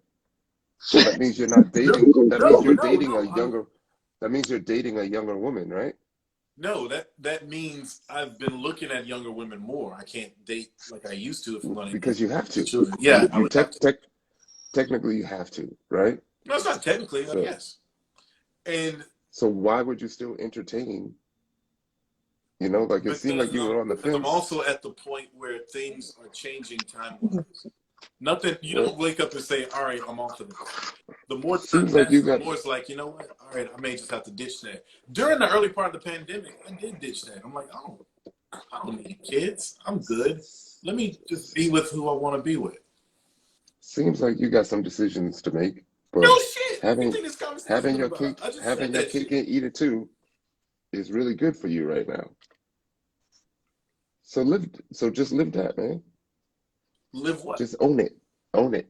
I am owning it. What are you talking about? What's in your damn Just cigar that you ain't smoking? And he's only drinking ginger ale. I mean, did just you own it. elevate to anything besides ginger ale? Like, did you drink anything else tonight? He had a glass Oh of yeah, wine, I think. He had a wine. that's right.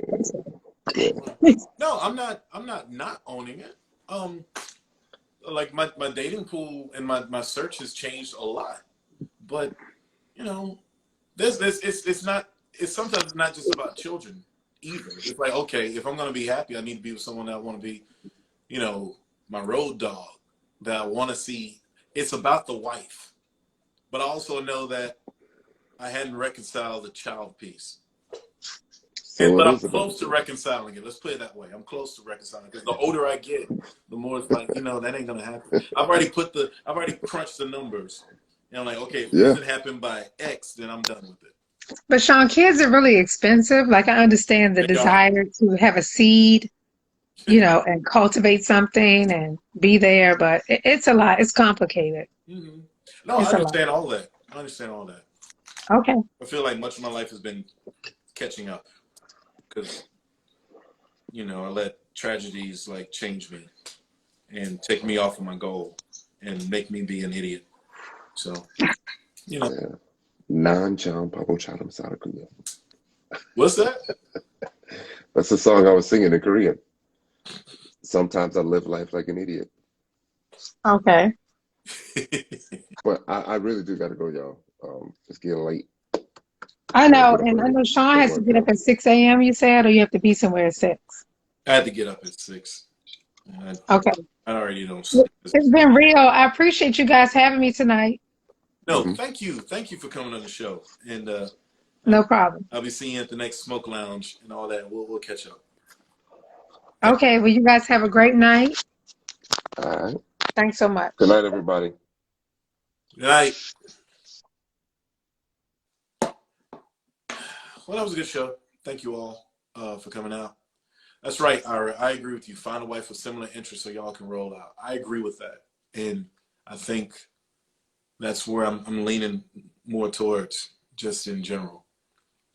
And, you know, we all want things, like the whole thing is like, why you get on a show like Ready to Love? Well, I got on a show because I thought like a national TV show would have a cross-section of women who would be interested in similar things, that they would have more than one brand of woman. Do you want kids? Do you not want kids? And also, it's not just do you want kids, do we fit? Do we like each other? It didn't work out for my cast, but that doesn't mean that I'm still fooling myself as to what I want. It is what it is. But that's not going to get solved tonight.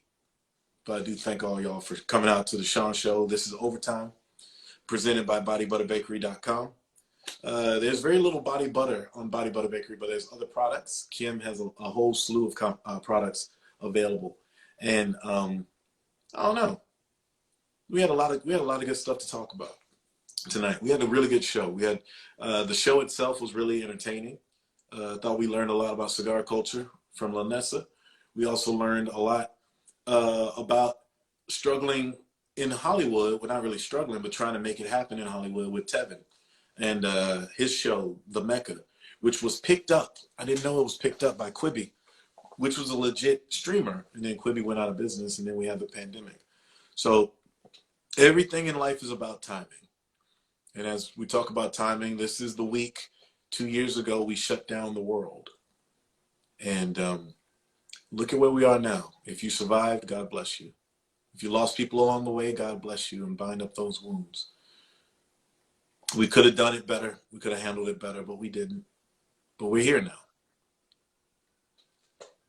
And that's what I have to say about that. Anyone with any questions or any comments before I wrap it up? I'm not wired. I'm in a nice space. That was a really good cigar I had during the show. And a nice drink. I'm not hammered, you know. And, oh, by the way, guests will receive copies of my book, Broke. It's on Amazon. It's also on my website, Shawn Durham, JSD Inc. INK, JSD Inc. Follow me on YouTube at Shawn Durham YouTube page. And how did I do? Doc, you did great. You did great. And, you know, I'll have you on, Ira, for longer bits. But I like the rhythm of that bit. You come in, you explain something real quick. We see what else you can't explain. It's kind of comedic, but it's also like we're just going to put this little kernel of information before we get to whatever stuff we're going to have on the show. So I liked it. I liked it a lot. It worked out exactly as I thought it would. And my sound cues were good. I found some sound cues. I actually had some music. The music came through. And whoever this intelligent hoodlum is in my neighborhood is still on the loose. Be encouraged. You'll find the one who will have a child with you. Thank you, Simone. It's not just about finding a child. It's also about finding my rib, right? So you got to find that first. I should probably stop looking at the fact that I'm 45. But I am what I am. I work those assets too. What assets, Kym? What are you talking about? What assets are you talking about?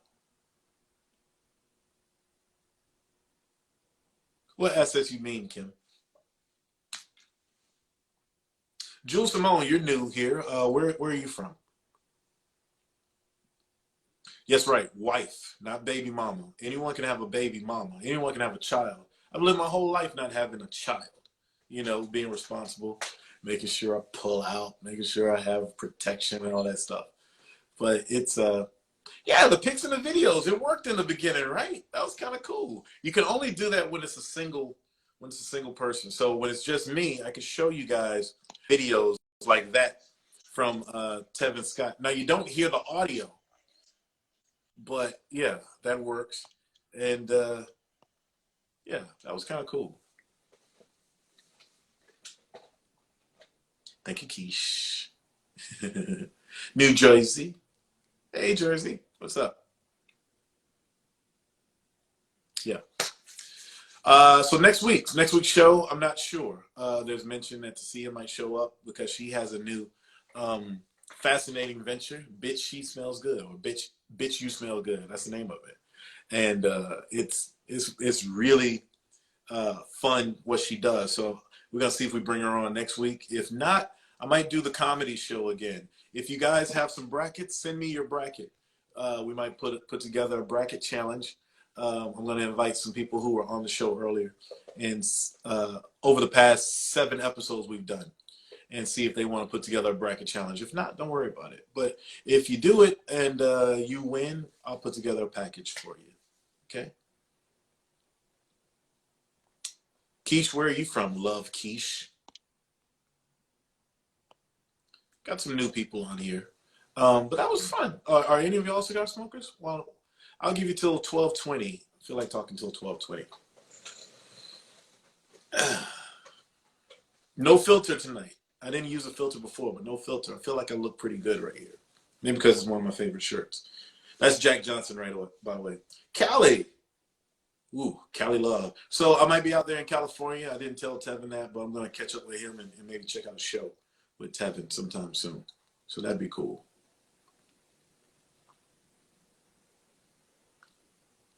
No, Carmel Treat says no. But yeah, no, I got my head on straight. Find the wife, then you could figure out the child piece or not. And you know,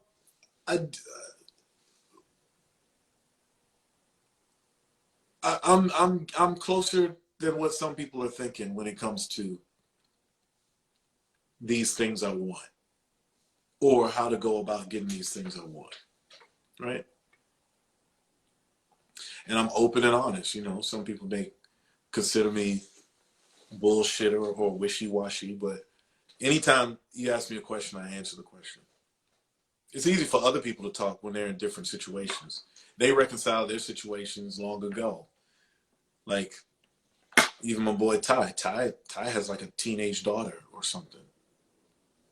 You know, so he feels set. He feels good. He don't even know if he want to be married. He's always squirrely about the one or girlfriends or whatever. I'm not squirrely about that stuff. I know what I want. I know what fits. Looking back on Ready to Love and my time on Ready to Love and hearing what some other people from the outside were saying, at least to me, who I didn't know, I sort of feel like them. I don't feel like my woman was there. Even if there was a child not in the picture, you know. I have to compromise on my schedule. I do have to compromise on my schedule, but I also have to, I'll say this, when you meet a man who's not feeling fulfilled in what he does, then he can compromise on his schedule all he wants. He's not going to be any good for you.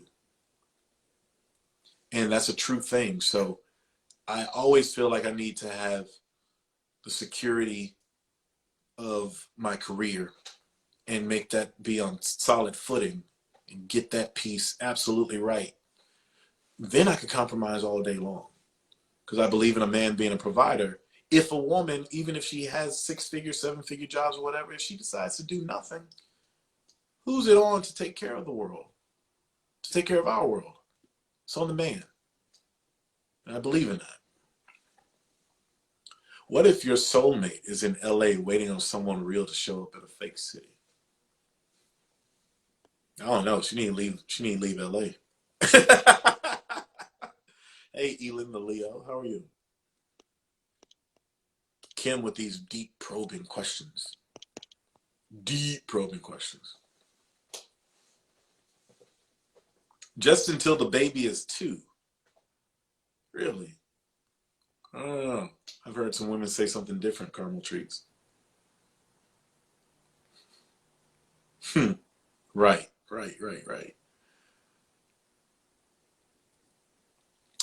For those who watched the whole show, what did you all think about the show tonight? I keep going through my Rolodex and just getting people to talk to us. It's been fun. It's been a fun month and a half of doing these shows. I feel like I'm doing well, Elin. I feel like I'm doing well. I feel good.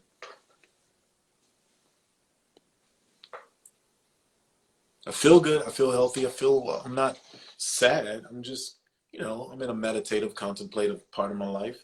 And I also feel like I have opportunities that await me that I need to take advantage of. And trying to make that work with whomever she is. Those are the things to think about. Your shows are fun. I like that. She capitalized fun with an exclamation mark. I try to produce, thank you, Ira, it was thorough. Thank you. I try to produce a show that I would want to watch. I know we're on IG. It's a chintzy format. I'm going to move off of this, but I want to build a following. Y'all, please subscribe to my YouTube page. I need a few more followers so I can get to 100. Now I have more promotional flexibility. But I like presenting things, and I have my own personal curiosities. And so it's not just going to be, let's talk about dating or let's talk about this and that. We can get to that. I don't mind that conversation, but I want to talk about, you know, what's on page 1A when you used to read the newspapers. What's the front page say? What's entertainment say? What does culture say? I want to talk to people who aren't just black, because I have non-black interests in the shit, you know? And that's why it's called The Shawn Show. It's about whatever I'm interested in. Thank you, Caramel Treats. 12:18. 3 to 5 more minutes. 3 to 5 more minutes. But yeah, like, that's the other thing too, is like, it's also, brothers think like me. I don't think a lot of brothers elocute like me. And even with Ty, when he's up to his shenanigans, he's very good because he's very thoughtful because he has his own things that he's trying to deal with and work through. He's very thoughtful. And my friends are thoughtful. We're still guys, though. And so I think it's important to show our thoughtfulness. Some people hate that. I remember doing some interviews for the exit interviews for Ready to Love on some of these podcasts or whatever. And some people will be like, will you just please answer the question? I don't speak in 160 character words, in 160 character sound bites.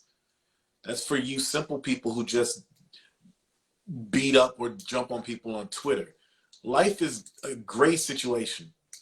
Some things are black and white, but some things are gray. I'm conservative about some things. I'm liberal about some other things. And as a human, we have messy thoughts and feelings sometimes. And it takes more than 160 characters to work those feelings out. So I don't apologize for that. I'm glad I watch your lives. Your personality is different from the show. The show didn't give me a personality.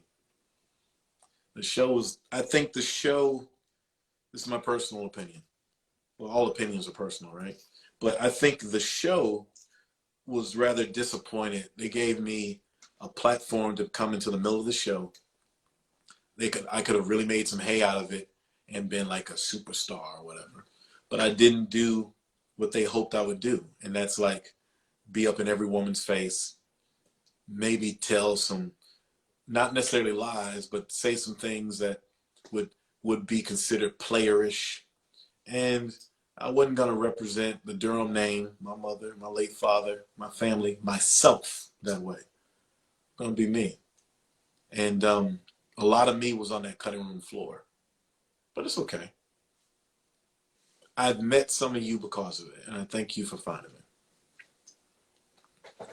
That's right, Ira. People are surface now. Not too many deep ones left. I don't know if I need people to be deep, though. I just need people to be sponges, to absorb some things, you know? They wanted me to shake up the room. Yeah. Well, indirectly, my presence did shake up the room because, you know, you could talk about that whole wanting kids piece and that being part and parcel to why I got eliminated. But then you started to see, and they didn't make a big fuss about it, but like one of the things that kept Sabrina on the show was that after I left, she all of a sudden changed her mind about having children again. Literally. And that was like, oh, wait a minute, where'd that come from? You know, that kept her on the show longer. Hey, Crystal, how you? How was your live?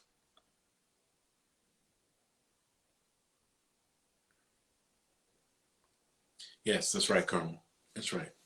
That's Jack Johnson, by the way, guys. That's an uncompromising man. He also, you know, hoarded white women too, but, you know, that's not a story.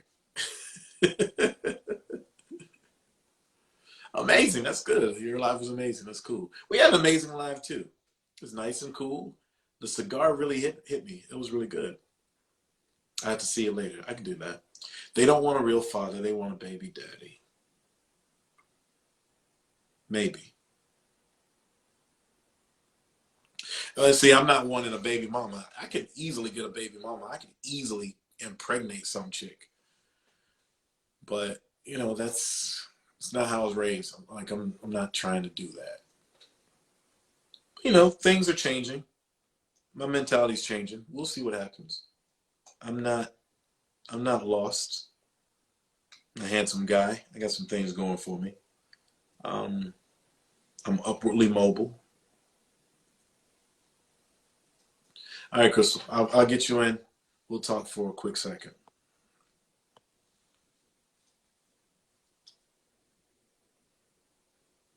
And then I'll... Hi. Hello, how are you? Good. How are you? I'm good. We had a good show. I did. Very interesting. You are going to have questions. Or why would I have questions? What happened on this live? So, we had 2 women that went before me who are in a poly relationship, but they are sister wives seeking their poly king. Oh wow. Yeah. So it was very interesting conversation. Crazy. So they're trying Just to find like their man, but they mm-hmm. understand their man would be not just their man. Yeah. All right. And trying to like really live the lifestyle. See, it's stuff like this that just makes me that really gives women the confused label a lot. That saying that sentence just hurts my head. Why? You want your exclusive man, but you want your exclusive man who is poly, because you want to still be poly. Mm-hmm. Everybody's perspective is different. I understand, and I think if you're in that lifestyle, all right, I think it makes sense. I mean, okay, so I've never seen your show, right? I just did like my shadow work, checking out your page the other day, and I saw, and then everything started hitting me, and I was like, okay, this is what everybody's talking about. His show that he was on. So you were technically poly dating, no? Yeah, but they weren't all we were dating. That was the thing. But the point was to find that one person. It wasn't poly dating to have 3 or 4. But still, it's a form of poly dating. Multiple women had to share you at a point in time and to gain your affection. And you know what I'm saying? To make them stand out to you. Yeah, but the end point is what that was to find one person. It's not to say, hey, I still have all these women in my harem and they are on equal levels, or they're not on equal levels. Like I'm his 1A while there's a whole bunch of 1Bs, Cs, and whatever. It's that's a whole different ball of wax. We all are poly until we become solo, right? Or married. Or married. Well, yeah. You know, that's just the form of life. You're committed until you're not committed. You're saying the commitment for these women was that they want to be committed to someone who's going to commit to them and other people. No, just them. Like them as a triad. As a triad. Yes. So another woman and another woman or man. And she wants her king. They want their king. They want their king. Yes. So it was interesting. No, it's not speed dating, caramel treats. Speed dating is dating a bunch of people to find your one. You know, it's introductions to a bunch of people. It's not dating as we know it. All right, that is interesting. I have to watch that tomorrow when the live is posted up. That is interesting. I'm not gonna lie.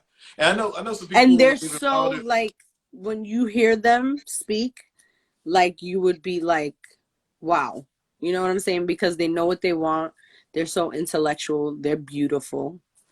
Like, and the like their energy is like it was insane. It was insane. It was really a sight to see.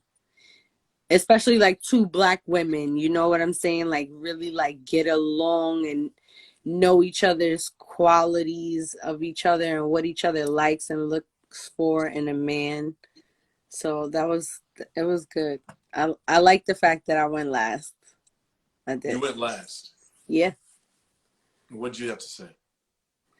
Oh, I'm not gonna say it. You could just watch. Oh man, I was hoping you'd save me a couple of hours. Oh no, because mine is interesting. You're gonna want to watch. You're gonna want to watch. So. All right. Yeah. Yeah. So is it on your page or is it gonna be on Shay's page? I don't know if she's gonna repost it, but I'll definitely repost it. I can send it to you. I'll send it to you because they already sent it to me. So. Oh, okay. I can send it to you, so you could like get a glimpse, you know, however you want to scroll through it. Was it just for babies, or they really want the man, says Caramel Treats? Oh, no, they really want the man. They want the man and they want the lifestyle. So, yeah. Why do they want the lifestyle? You know, the love, the family, the spirituality. You know, it's not just about what everybody thinks sex. It's not, you know, it's not about that. It's like way more than that. So it's the people that I've met in these last few weeks have been really like enlightening, like to truly see, you know, genuine love for other beings and wanting to share their love too. Like that's a major part that I see in like this community that I really, really love, because it's purely genuine, you know? And everybody's like adults, and you know what I'm saying? Everybody has different perspectives. Caramel Treats is saying they just want penetration. Oh no, it's not like that. You said penetration. No, it's not like that. It's not like that. At all. At all. Well, I mean, with me, I think I'm just trying to figure out some things as far as like my professional life and where that might go with persons I'm interested in, and how will that be sustained long term. That's something I'm concerned about. What do you like? It's not the polyamorous thing. Like, I'm not trying to. No. I understand it. Yeah. What's your end game? You know, I thought my end game was, you know, family with a wife who wants to have fun with everything that I do. Family is looking, I don't know. I always think that I have the energy to do something. And then some days it's like I don't have any energy. And then some people say, well, you have to compromise your schedule. But my schedule is is the fuel to my career, you know? True. And so. Do you feel like you don't have time to put into somebody else? Somewhat, but also I want someone to like understand that your lifestyle. I have to do these things. Yeah. You know, it's not a 9 to 5. And sometimes it's, but I will admit this. I've been so singular minded for so long. Mm-hmm. That maybe if I took a break from myself for a couple of weeks or months, I could probably find a way to manipulate things to make it work and include. Is that why you're going on hiatus? No, I'm going on hiatus just because I'm probably going to need a week or two. But that hiatus is coming in April. I just need a week or two to like regroup, and I do need to do some writing. You know, developing an actual show. It's not just like, hey, we'll get somebody to come on and talk about something. The type of show that I like is a show that has a lot of different things going on. Topics. Mm-hmm. You know, like the poster will have 5 people on the poster, you know. And that doesn't even include Kym, the sponsor. And tonight we had 4 people show. Let's see. So 4 people had camera. It was myself, Kym, Tyrone, Lenessa, and Ira, and Tevin. 6 people were on camera at one point. I chimed in a few times when I could because I was on my iPad and my phone. Mm-hmm. And it was gonna be 7 because my ESPN girl, she couldn't show up because she had an emergency she had to attend to, but she'll be back on later.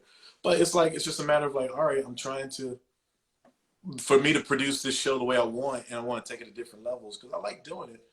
I'm gonna bring on multiple people. And if that is time consuming and it's a lot of energy. So getting back to the original point, I'm just gonna like settle and get away from it a little bit. It's not pressure, but it's what I want to do it to my satisfaction. I'm not just gonna talk just to talk. Caramel Treats said, Shawn, the right woman will help you find the perfect way. Trust the process.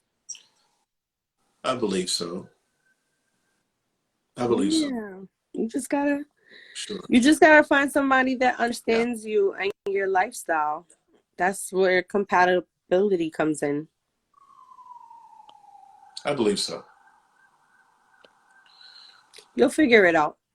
Yeah, I mean, it's you know, I don't want to say clock is ticking, but it's an interesting thing being. Don't say that. The clock is never ticking. No, it's not. But like when you're in your 40s, though, you sort of feel like, okay, some things should have happened by now. Okay, so I know why some things didn't happen. All right, now what are we gonna do to change that? And you know, it's just a matter of just chilling out. We'll see. We'll see. But I'm having fun. I mean, I'm doing okay. I'm not hurting for anything. I don't think I'm a troll or anything like that. I think I'm doing okay. I feel like you want love in your life. I do. I could tell. Like you know. I could tell. Your aura. I could tell by your aura. Maybe. Of course. I am prayerful. I'm not worried about that caramel treats.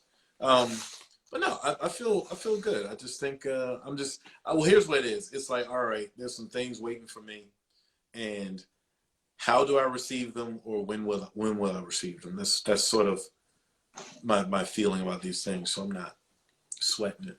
In the interim, you know, I've been put into different spaces, and this is a very fun space.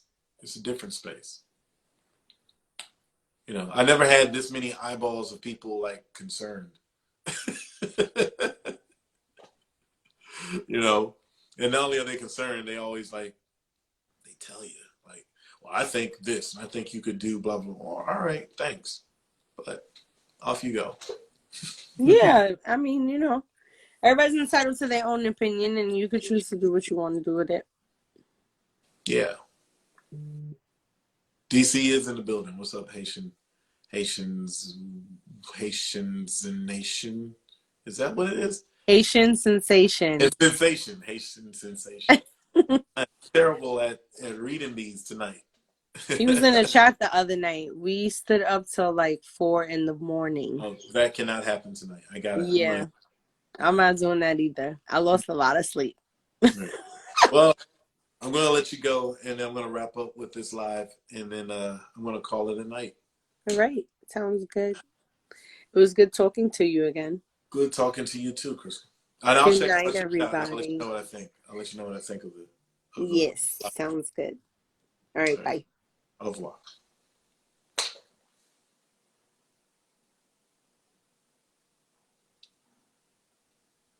All right. That's it. This concludes this episode of the Shawn Show. Thank you all so much. We had a really good show, and we had some really nice conversation thereafter. I'm going to say goodnight to everybody. Black Barbie hit me up in the DMs or something. I think I'm going to have to say goodnight. And called for a store. Y'all showing up late. The Shawn Show was good. Check out the live when it represents itself tomorrow on IG. And stay strong, everybody. I'm going to have to say goodnight to you. Okay? Peace out.